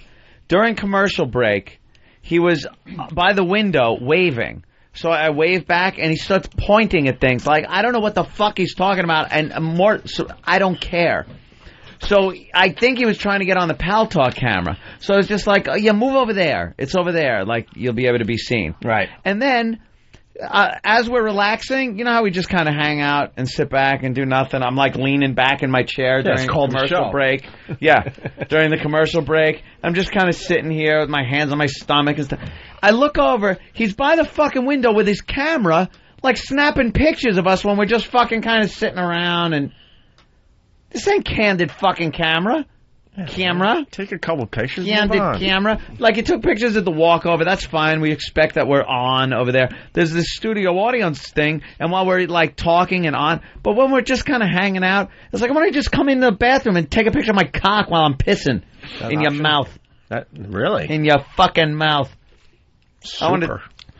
I want the pictures that he took deleted. Unless they're good shots, you should look at them first. No, I want the ones that, I don't care if they're good shots. The ones that he was taking through the window of us just hanging out in here, deleted immediately. E-Rock, use some muscle. I want that fucking camera, Sonny Corleone. Threaten to step on his foot, Eric. Like, fucking throw it. There's a commotion going on fucking out FBI. There. Look at what we make Here E-Rock comes to Poe. do. Now Poe's over there. Look what we make E-Rock to do just to... Look at it. Can we put a mic on out there? He's a fan. Yeah, get that mic on. Flea isn't a fan. He's a fucking asshole. Hi. What's up, Flea? I just don't want Opie to smash it. Now you're going to smash it. You're not going to smash it, but there's a way. Delete, like, the last couple of pictures. Well, let's see them. There's ones that are from outside, then there's ones through the window. Let's see them before you do it. Yeah, let's take a look. Let's take a look-see. Could you have... That one, deleted. Wow. Let me see it, Eric. If you delete it, I'll smash you.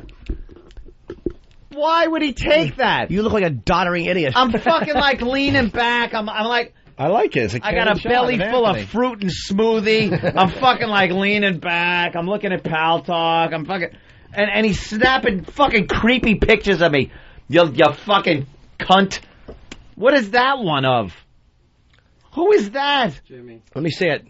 It's the back of Jimmy's head. That first one, you're sitting there like that fucking old Don in Godfather 2 before he gets a knife in the belly. Exactly. I like that. I actually look like I have a chin. Keep that one. They're awful pictures. Yeah. All right. They're just terrible. Just delete them. Oh, they're useless. We're kind of goofing off today, but there is a... Proves he's here pictures. There is an interesting story out there that might affect Anthony. I want to get his take on it. It's Matt from Pittsburgh. Matt? Yeah, how you guys doing? Hey, Matt. Jimmy. Hey, just real quick, just want to tell you my roommate in D.C. said Bill Burr killed last night at the Improv. That's good to hear. Yeah, he was down in Washington all weekend. Cool. Yeah, Fred said it. Just want to tell you, Anthony, I heard on CNN today that the government's going to be confiscating bank records trying to find offshore gambling sites. I don't know if you heard anything about that. I read this too on Fark.com. Very fine site. They have nothing better to do than go after guys like you? Yeah, Department of Justice. Well, what they're going after right now are bank records of banks that have done dealings with the companies, with the online gambling companies. So Deutsche Bank and another couple of foreign banks, some domestic banks that have done business with these gambling sites. They're looking into their records, I think, to see how much influence the banks had on these gambling sites. But doing that, they're going to be also have access to who's been using bank cards, debit cards, things like that to finance their accounts on there, and who's been gambling. Now, what they're going to do in the future with this information, who knows? But what the fuck is the Department of Justice doing? Shit. It's an offshore... They have no jurisdiction internationally what these people are doing with the gambling sites, but they're jumping in, sticking their nose in when there's shit that we got to really worry about in this country. But the Department of Justice figures, online gambling's the big fucking problem. Who can we find out? Like, who is it that is actually pushing this? I mean, who is the big? Believe me, it's a lot of these people that want to find gambling sites themselves. It's unbelievable. Just let people online gamble. Can we fucking just play some... Especially stupid poker. At night, it's so fucking you just lay down in bed, you got the laptop on you just playing a fucking couple of hands of poker. It's your business. You're done. People, and somebody said, I read in the comments there, a lot of people comment on Fark when they put a story up, and one person said, and Opie's talked about it before, and I think it was because of a comic, we're not free in this country. No. America is the furthest thing from freedom. It's, we have a lot of opportunity in this country. It's a very wealthy country. It's a great place to live.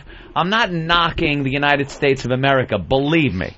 But I'm saying we're not fucking free to do things. We do a whole bit on that, man. We're free to do what the government tells us we're free to do. Go out period. Go out there with a gun in the city and try to go find supper. In the city, go out anywhere. Go out unless you're in a specific area that is meant for hunting. Right. Let me take my shotgun out in the woods of northern Long Island and just start blasting away at living animals. I will be fucking arrested. I don't have the freedom to do that. I don't have the freedom to get on my computer and gamble online. Mm-hmm. That's not my freedom. You're free to do what the government tells you you're free to do. It's not true freedom. It's just the way it is. And it's fucking shitty. It's not a good thing. All right, well. And we could just keep giving away more and more freedoms every fucking year. Just more of them go down the shitter. And you don't think about Venezuela soon. What's that? We're going to turn into Venezuela pretty soon here. Yeah, that's a nice situation, huh? Why? Is that Chavez a cunt? Chavez is now... there's a whole thing going on down in Venezuela where they want to give him like fucking just sweeping powers, like the Fuhrer powers. And the United States commented like, hey, I don't think this is a good thing, to give this guy this type of dictatorship power. And he just said, go to hell, gringos, to America. Go to hell, gringos. Go to hell, and then a nice little racist remark. Yeah. And apparently they're changing... Yeah, what did he call Condoleezza Rice? His little girl. His little girl, he called her. Wow. And he's upset because Citgo, which is his petroleum, goes to Citgo stations. And apparently people are catching on. If you got to get gas, try to skip by the Citgos and go to some other savage station. Because, I mean, this guy's blatantly anti-U.S. He wants to have a complete, like, communist government down there. There's some kind of dictatorship like Castro's got. So he's changing the name of Citgo to some kind of Petro something different name that, try to confuse people.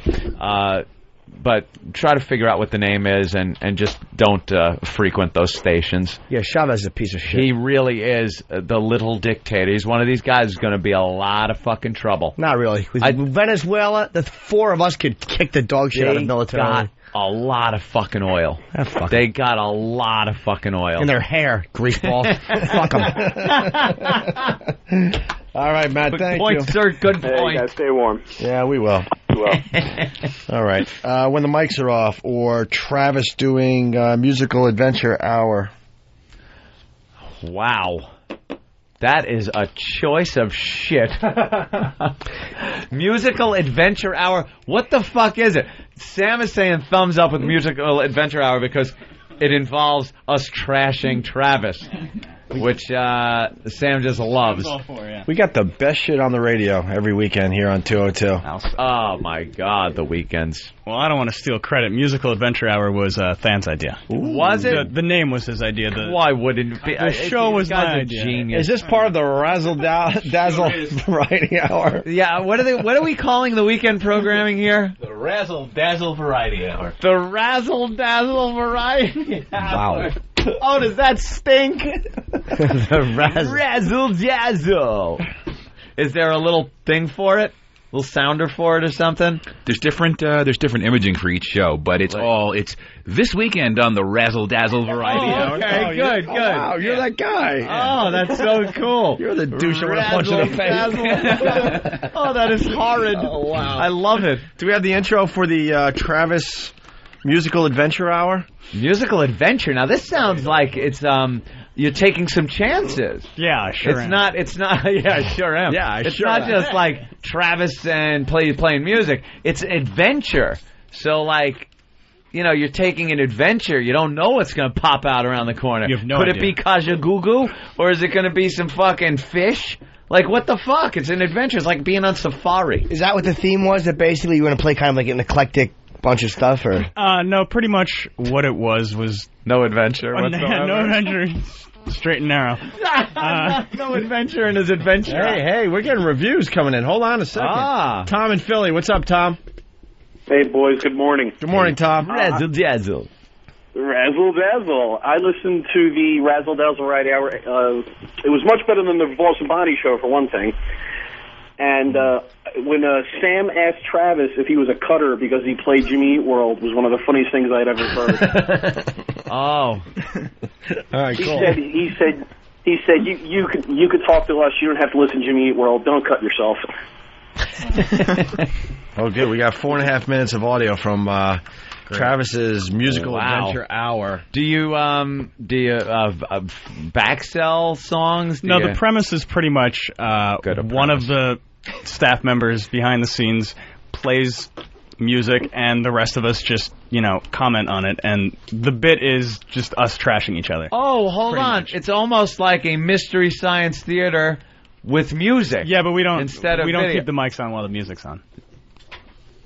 All right, so I don't get it. Because we want to, it's between songs, because we don't want to, we want to give the music its fair shot. So if we're just yapping over the whole thing. So then when the song ends, are you in mid-conversation? Have you been talking through the music?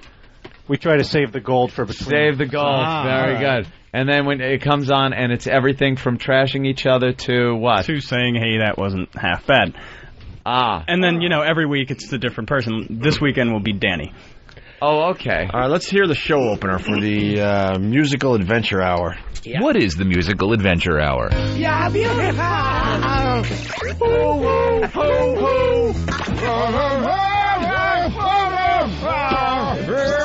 Every time I bob up, la la la la la. It's kind of like walking in on your buddy singing top 40 songs in the shower. and then realizing he's got a bottle of conditioner up his ass while he's doing it. Oh, my goodness. Yeah, it's just like that.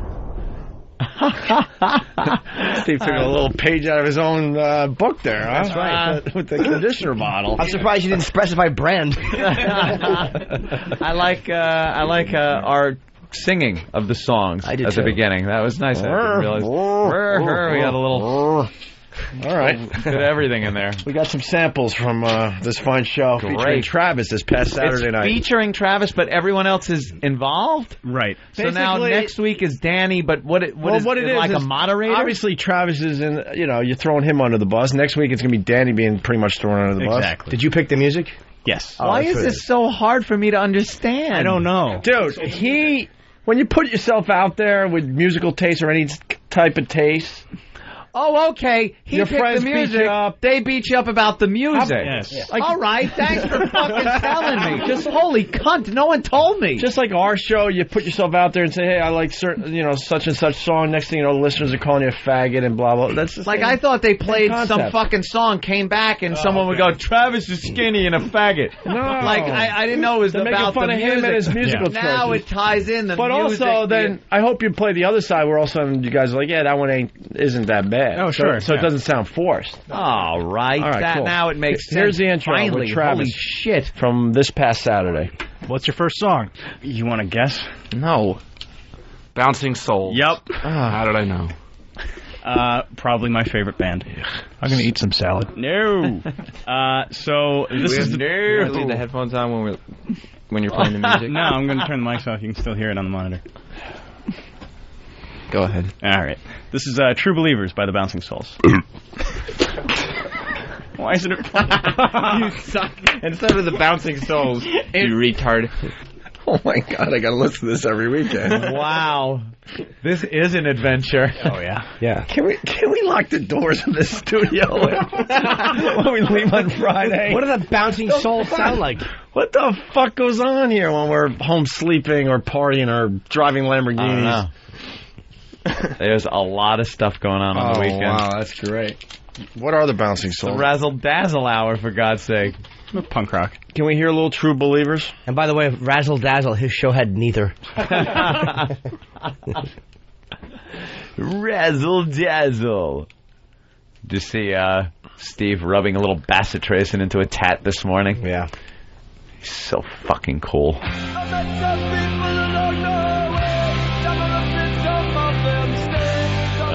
This is like opera.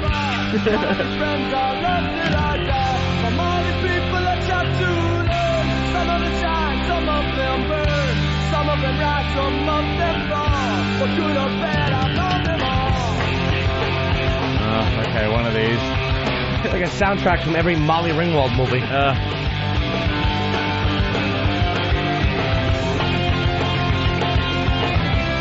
Yeah, this is a little retro. Wait, you guys tape this too? People are saying you gotta do it live so they can get involved.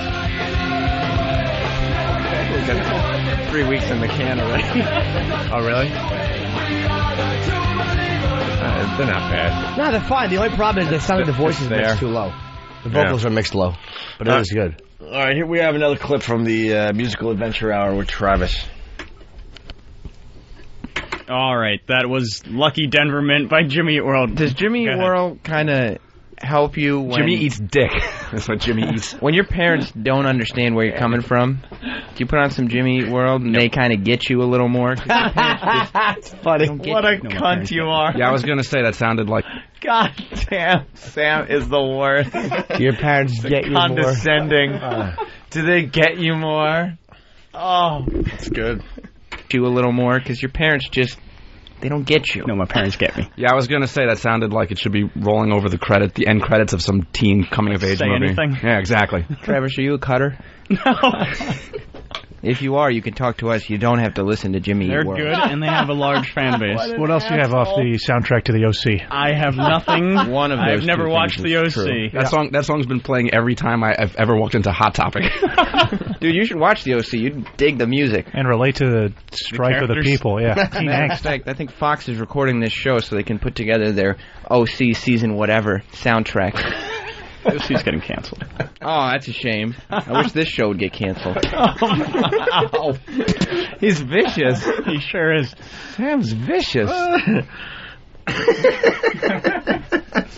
The evil cherub. Oh. So now you get what the show's about. Yeah, you guys are Yeah, up to I something. completely understand. You gotta now. do it live so the listeners could pop in. It's the illusion that it was That was live. actually really good. Epic. Triumphant. That was really shitty. No. I've never heard a worse song. That was good. That song made me more angry than anything you played me so too. far. You know, I like that we're really getting to see the depth of Travis's musical tastes today. I had no idea how There is far depth. down it went. I also like how all of Travis's songs have to overcome some inner hardship.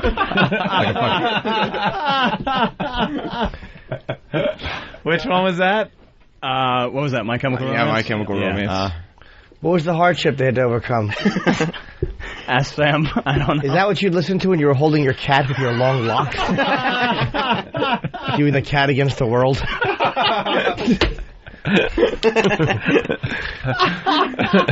Travis's songs have to overcome some inner hardship.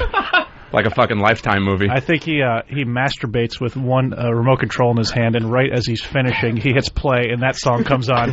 Yeah! Come on! Well, which part is it? Is it the part where he's recollecting when he was a young boy and his father took him to the city? I think so. Wow. All right. I like the brutality. Well, this next clip, Nice. the boys say that all of Travis's music is queer.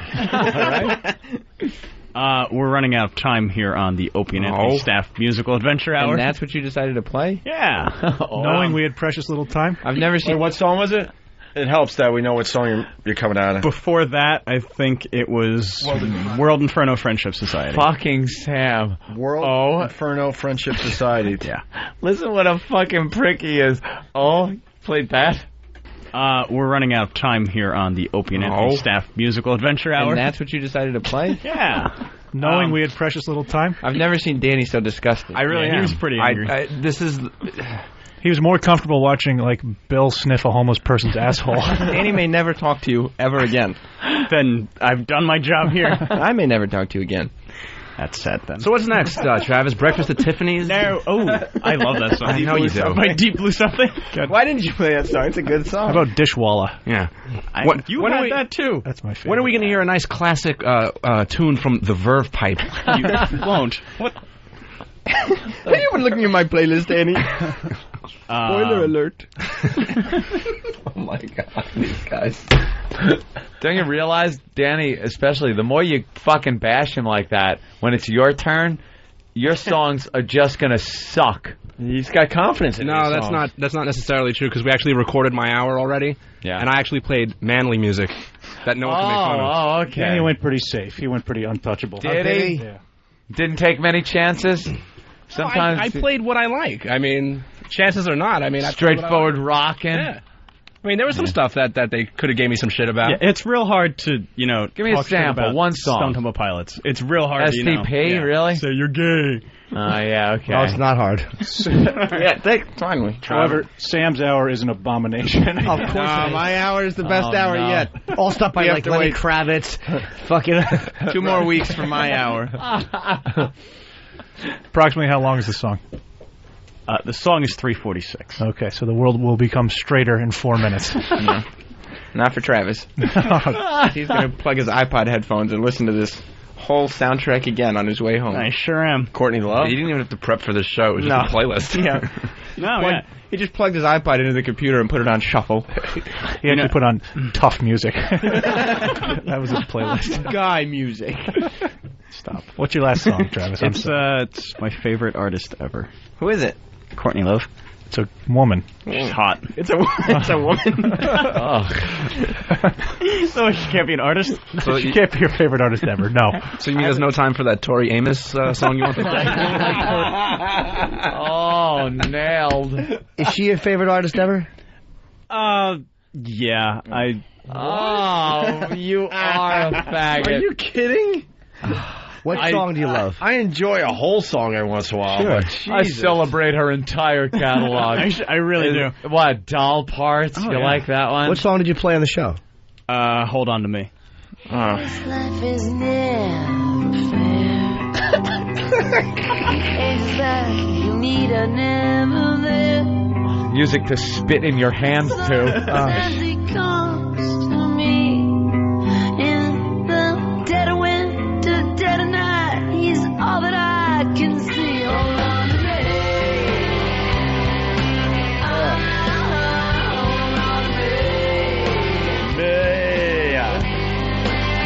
Hold on to me. I love you, Johnny Cakes. He's a fag. Those men wanted to have sex with me.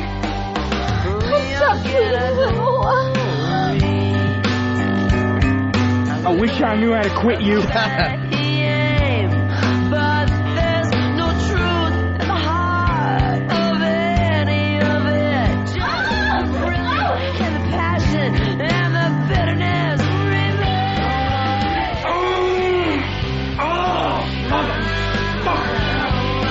You're a filthy whore. You're a little bitch. That's right, you're a bitch, and I bet you'd like to suck it, wouldn't you? Sid, I can smell you a cunt. Oh, you like that, don't you, faggot?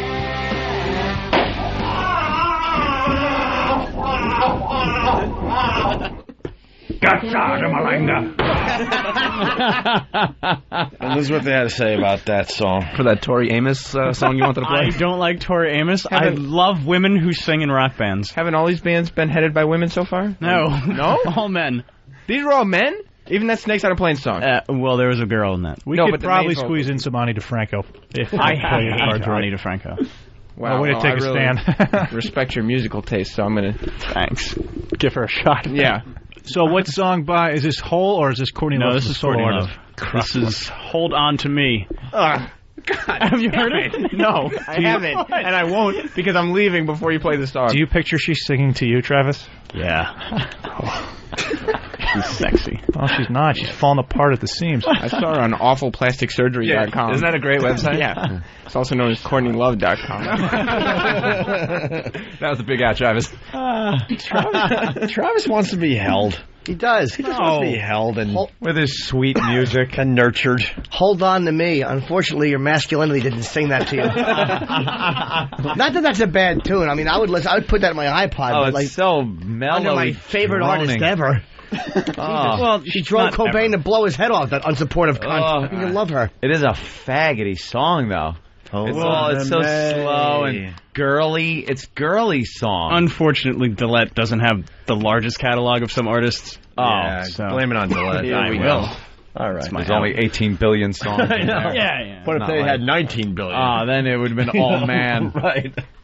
It'll be less gay next time. All right. Now, why was Sam's so bad? Oof, was not bad. It'll be 2 weeks from last Saturday, so just a week and a half until the best hour. One like Danny gave an example of a song, as STP he played. Can we just have maybe one example of? Can I pick it? No, what you did on your show already. What's Didn't you one do of the your show songs? already? You're going to say Rob Zombie. Yeah, I put a couple Rob Zombie songs in there. All right, you're all fucking man. Yeah. You know what? I have to say, I probably would like Sam's the best. Yeah. I Especially like because he Zombie. played 4 Rob Zombie songs in an hour. Oh, Jesus. Fine. All right. That's fine. I you know something? I'd rather hear that than any of fucking Travis's Absolutely. But there should be some rules. Well, like one song per band. It was So you really have to really show Stretch. people what you listen to. What did you play? Living Dead Girl? There's 2 White Zombie songs and 2 Rob Zombie songs. Oh, because they're so different. Thunderkiss 65. Dracula. All that was more money for me. House of a Thousand Corpses. Foxy Foxy. He didn't go with the hits. Not Foxy Foxy. Yeah. Yeah, cool. And I'm Your Boogeyman. Was that believable? How does Foxy Foxy go? That's the first single off his current album, Educated Horses. See, he didn't go with the hits. Do we have this? Do we have that song? I'm sure we do. All right, listen. We're going to take a break. But it starts off real hardcore with that, you know. Rob Zombie has fucking got some good stuff. Oh, yeah. No problem here. I want to see this Macintosh Apple Cheeks boy rocking to it. Play it. The security at the concert keeps trying to find his parents. Oh, it doesn't sound anything like Zombie. More human than human. More human than human.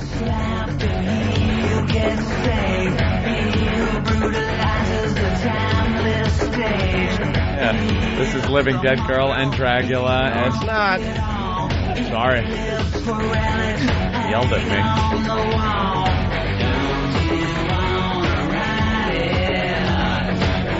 Sounds like Lovin' Rockets a little bit. Oh, swim walk to it. Jimmy's swim walking to it. That's right. That's not bad. It beats the fuck out of that goddamn girly shit. All right, listen. It's a little mellower than I like his music. So when's the next? What's it called? Music Adventure Hour? Razzle Dazzle. The Musical Adventure Hour. When is the next one? This Saturday? What time? Saturday. 8 o'clock? 8 o'clock. 8 o'clock? You guys are giving yourselves prime time? Prime time? Why wouldn't they? It's either that or... Who the fuck is running this place? That's supposed to be in prime time. Voss? Razzle Dazzle's always on at 8 o'clock. It's Voss's lead. All right. It's Voss's lead-in. Yeah. Prime time for the boys when we're not here. Nice. God bless you. I'd do the same thing. What the hell? Why not? How is wait? Voss's show wasn't on yet? No. Well, Yeah. Yeah, this the lead this in Travis for Voss's one show. aired already. I guess at if 8 there's o'clock. if there's a show on the channel that no one actually heard, maybe technically it wasn't on. It yet. wasn't on, yeah. Yeah. No one heard Voss's show? Oof. It's the Opie and Anthony show. Opie and Anthony show. Most of us get here on time. We're just fat guys on the air. We are so pathetic. We're fancy, fancy people. The battle of the mental illness. We are going to dumb this thing down to the point that we're going to be #1 with Down syndrome children. It's showtime, folks. It's the Opie and Anthony show. You'll love us.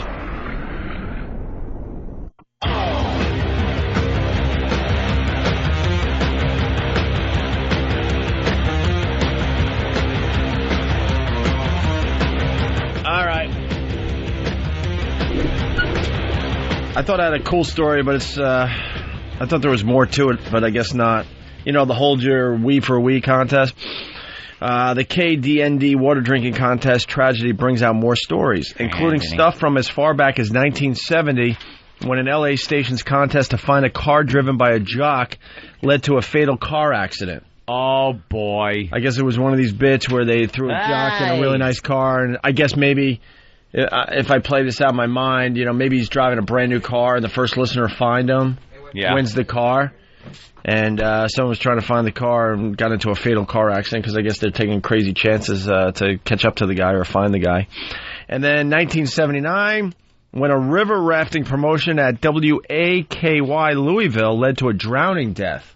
I've never heard of that one. Okay. And as recently as last August, when, says the Victor Valley Daily Press, KZXY ran a water drinking contest in which the winner of a new pool table downed about 1.5 gallons of water. He wound up missing 2 weeks of work and is now trying to get a copy of the waiver he signed.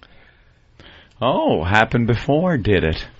Newspaper folks and other journalists are asking Inside Radio if the continuing publicity out of KDND Sacramento has changed the way stations are planning their promotions. Short answer, you betcha. You betcha. You're not going to hear shit on the radio as far as, contests like that go. No more contests. I'll be in Sacramento this weekend, Friday through Sunday. I'm actually doing the extra night there, and I might have to do radio out there, so I'm really hoping I can get a good teasing of this incident while it's still fresh on everybody's Sacramento mind. Oh, God. Still an uncovered nerve. Yeah, get some headlines, will you? I depends. I don't know what radars are out there, but all right, to make fun of it. One of the stories we didn't get to yet, and it's a sexy one. Ooh. And also now a frightening story, this one out of Arizona. Police say a 29-year-old sex offender passed himself off as a 12-year-old to try and enroll in a school. Police say Neil Havens Roderick conned 2 older men he was living with into believing that he was just a young boy. One of the men posed as his grandfather and tried to enroll him in a charter school. Police say it may have been a ploy to lure real children into sexual abuse. The school didn't buy it, though, and police say the 2 older men were upset when they found out that Roderick was 29 and not a young boy, all 3 facing charges.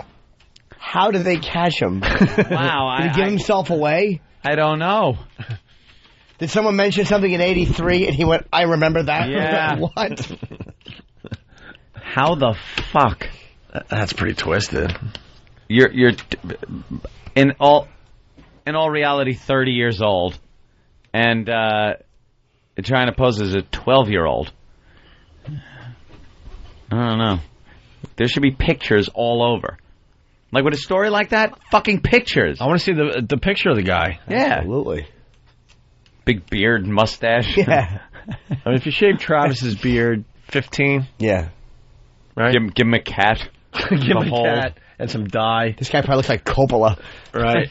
Diana, California, what's up? Are you gonna play the My Baby Is Black? I've been waiting since the break when you gave it as a teaser. I didn't tease it at all today. I told the listeners. Yes, you did. I didn't tease My Baby Is Black today. Yes, you did. You said. Well, anyway, Anthony, did I tease My Baby Is Black today? No, that's just it. You should have just played it. I told everybody that they got to remind us to play it. Well, that boy did. He called in and he did remind you, and then you never played it. See, that's one of those bits we want to play from 6 to 9 a.m. Eastern time because we have more people listening. It's easy as that. Tomorrow, we promise. If you call up and tell me, tomorrow's the day. What do you mean tomorrow? This sucks. Opie's a Phil forgetful. What? Why do you want to hear it so bad? Are you living? Because it's hilarious. Are you living it? No, it's hilarious. It's insanely funny. I want to hear it for the same reason you do. Have you ever taken black cock?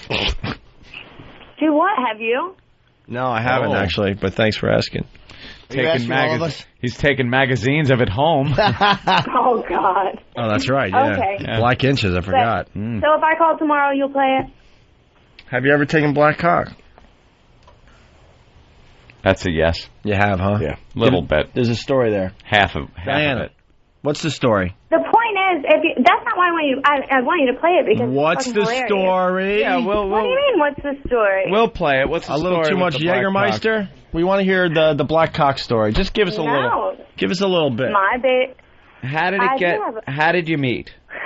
What do you mean? How did we meet? Where was it? Was it a bar or work? Yeah. Well, could have been work. I was young.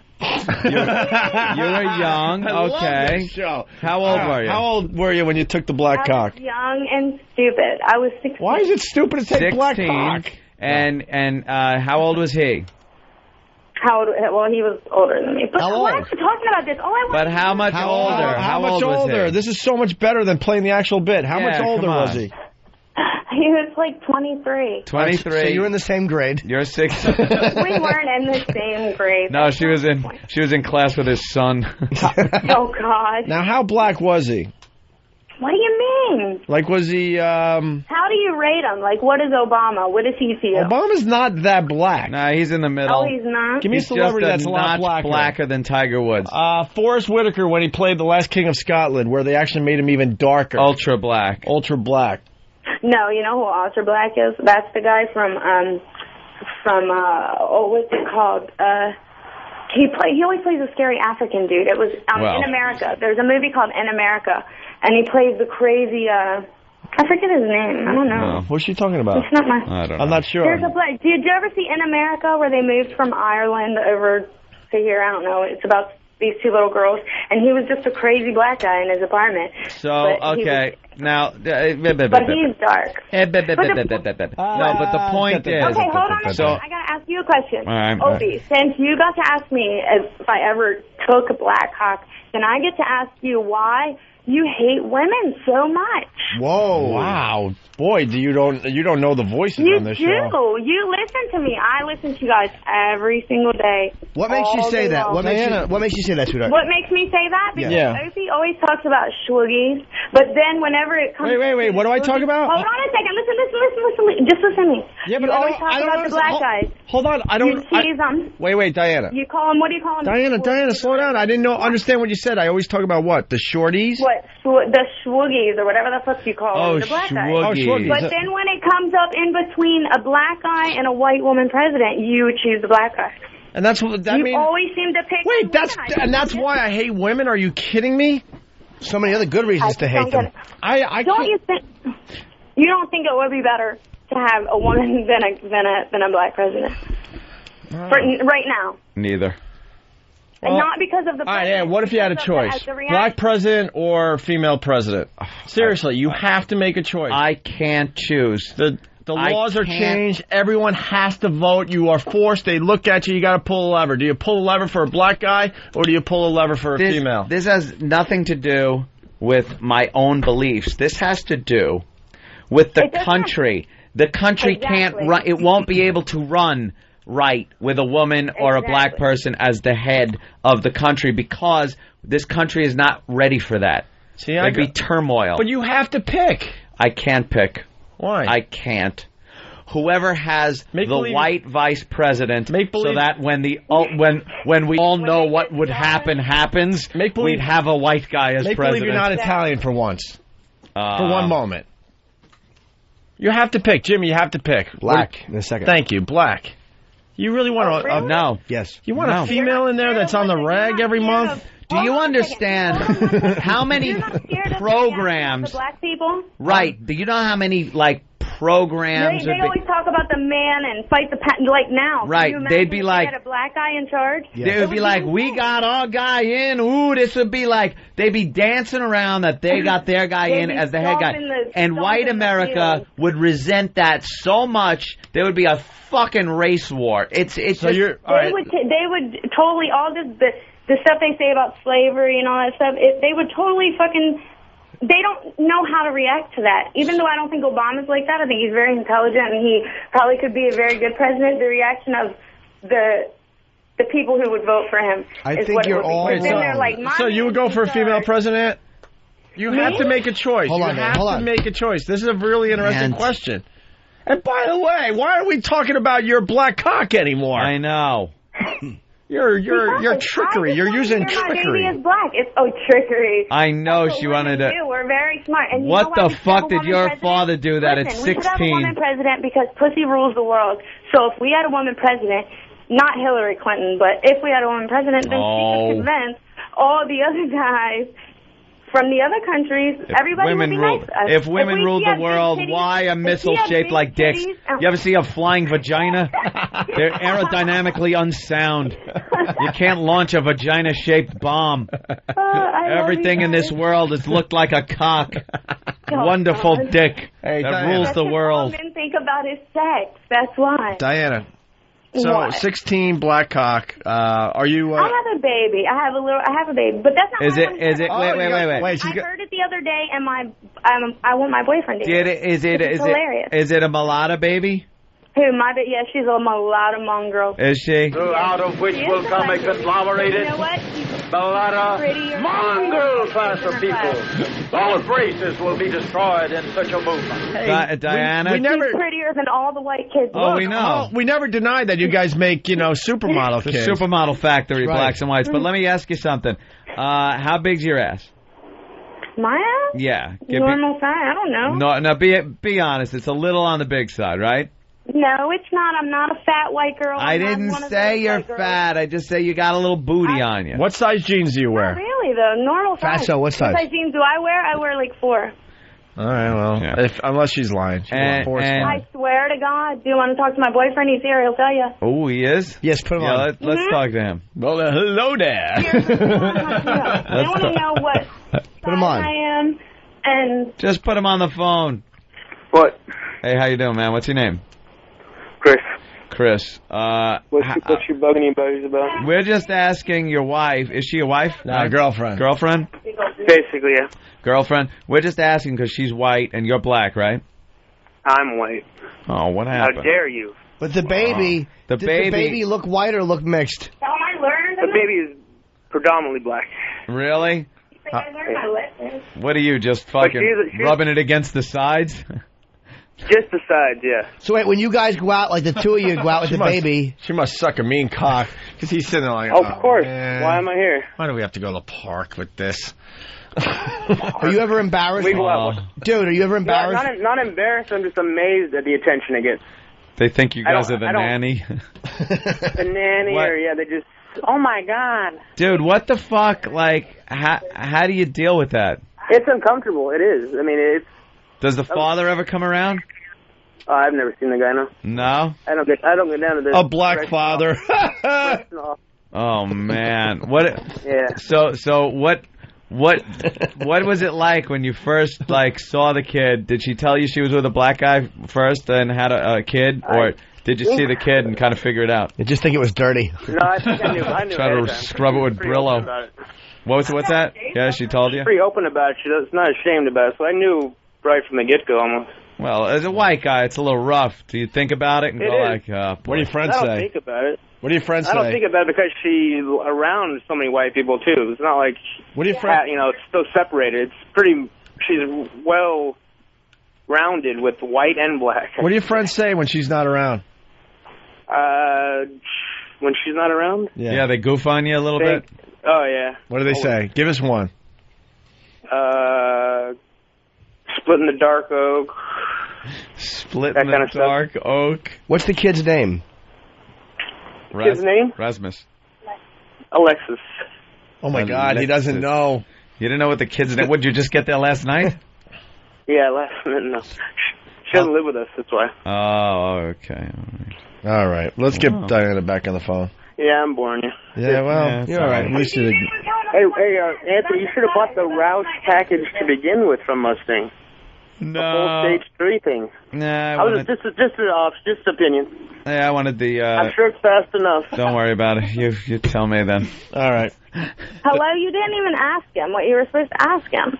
No, that you were hot. We asked him what we wanted to. About the size of my ass. They think I'm lying that I said I'm a size 4. I'm little. I'm not one of the big fat white girls that date all black guys. I'm saying black guys kind of like the big butt. All right, listen, Diana, we're not going to get much out of you. Tomorrow's the day we play My Baby Is Black. Yeah. For you. So are you we'll gonna dedicate play it for me? to you. Yeah, for you. For you tomorrow. Thank you so much. Right. Bye, guys. I love you guys. And I don't hate women. Bye. All right. That was me. It's Jimmy. Yeah. Something to do with something that happened to him as a child. We should have asked her how her father killed himself. What method he used. All right, time for line of the day. Line of the day. Line of the day. Here's the first runner-up line of the day. Who the fuck wrote last nerve? What fat girl wrote that? He's on my last nerve.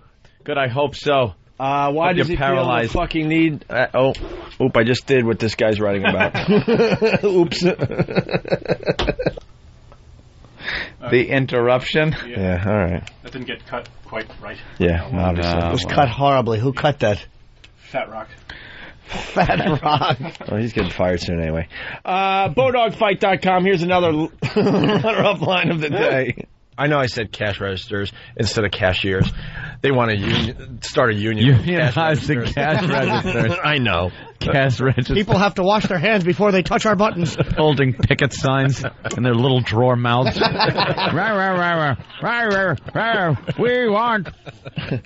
We need better pay.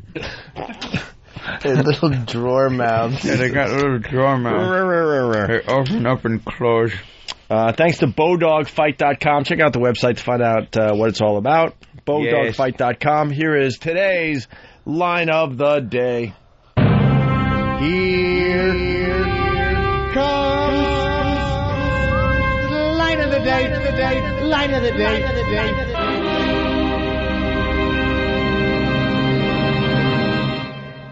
Yes, they're just showing That's you the good part. that fat stomach and an appendix scar and a rotten brown uncut dick and a fucking dirty fucking plane steering hand jerking it. Fucking awful. Fucking pilot school hand. Yeah, line of the day. Wool, Jimmy Norton. Now, they were both. All the lines today were kind of like phrase moments. Yeah. As opposed to just lines. I'm not knocking it. I'm saying that happens sometimes. They were just like little montages. Montage. His fucking when Hawk's mouth does that. Montage. I want to close his mouth with an upswing of a sledgehammer. Oh, that'd be great. Right, we got to go early today because we got to talk to lawyers about how we could talk dirtier on the radio. Yeah, we got to talk to the lawyers there. Talk to them about the topless shit that we can't do it. Please. Right I there. know. I saw time. Please. Yeah. All right, we'll talk about the topless. We need the art of the topless back on our radio. Of the topless, buxotic babes. I know. Back on the show. I know Hillary doesn't have a period anymore. I know that much. No. The attitude's still there, though. Let's be honest. She has it, but it's out of her mouth. Let's go. The National Board of Health and Lucky Fella brand suppositories bring you Your Body and You, hosted by famed sexual behavior expert Professor Jim Norton. I'm a perv and I'm weird, but I'm straightforward. Professor Norton outlines his very hands-on approach to sexual education. Wait till your kids are sleeping and just lay over one of them. They won't know. Oh, Jesus. What? For example, the art of foreplay. The first thing I do is go to the bathroom and take one of those 8 decibel shits. Oral sex.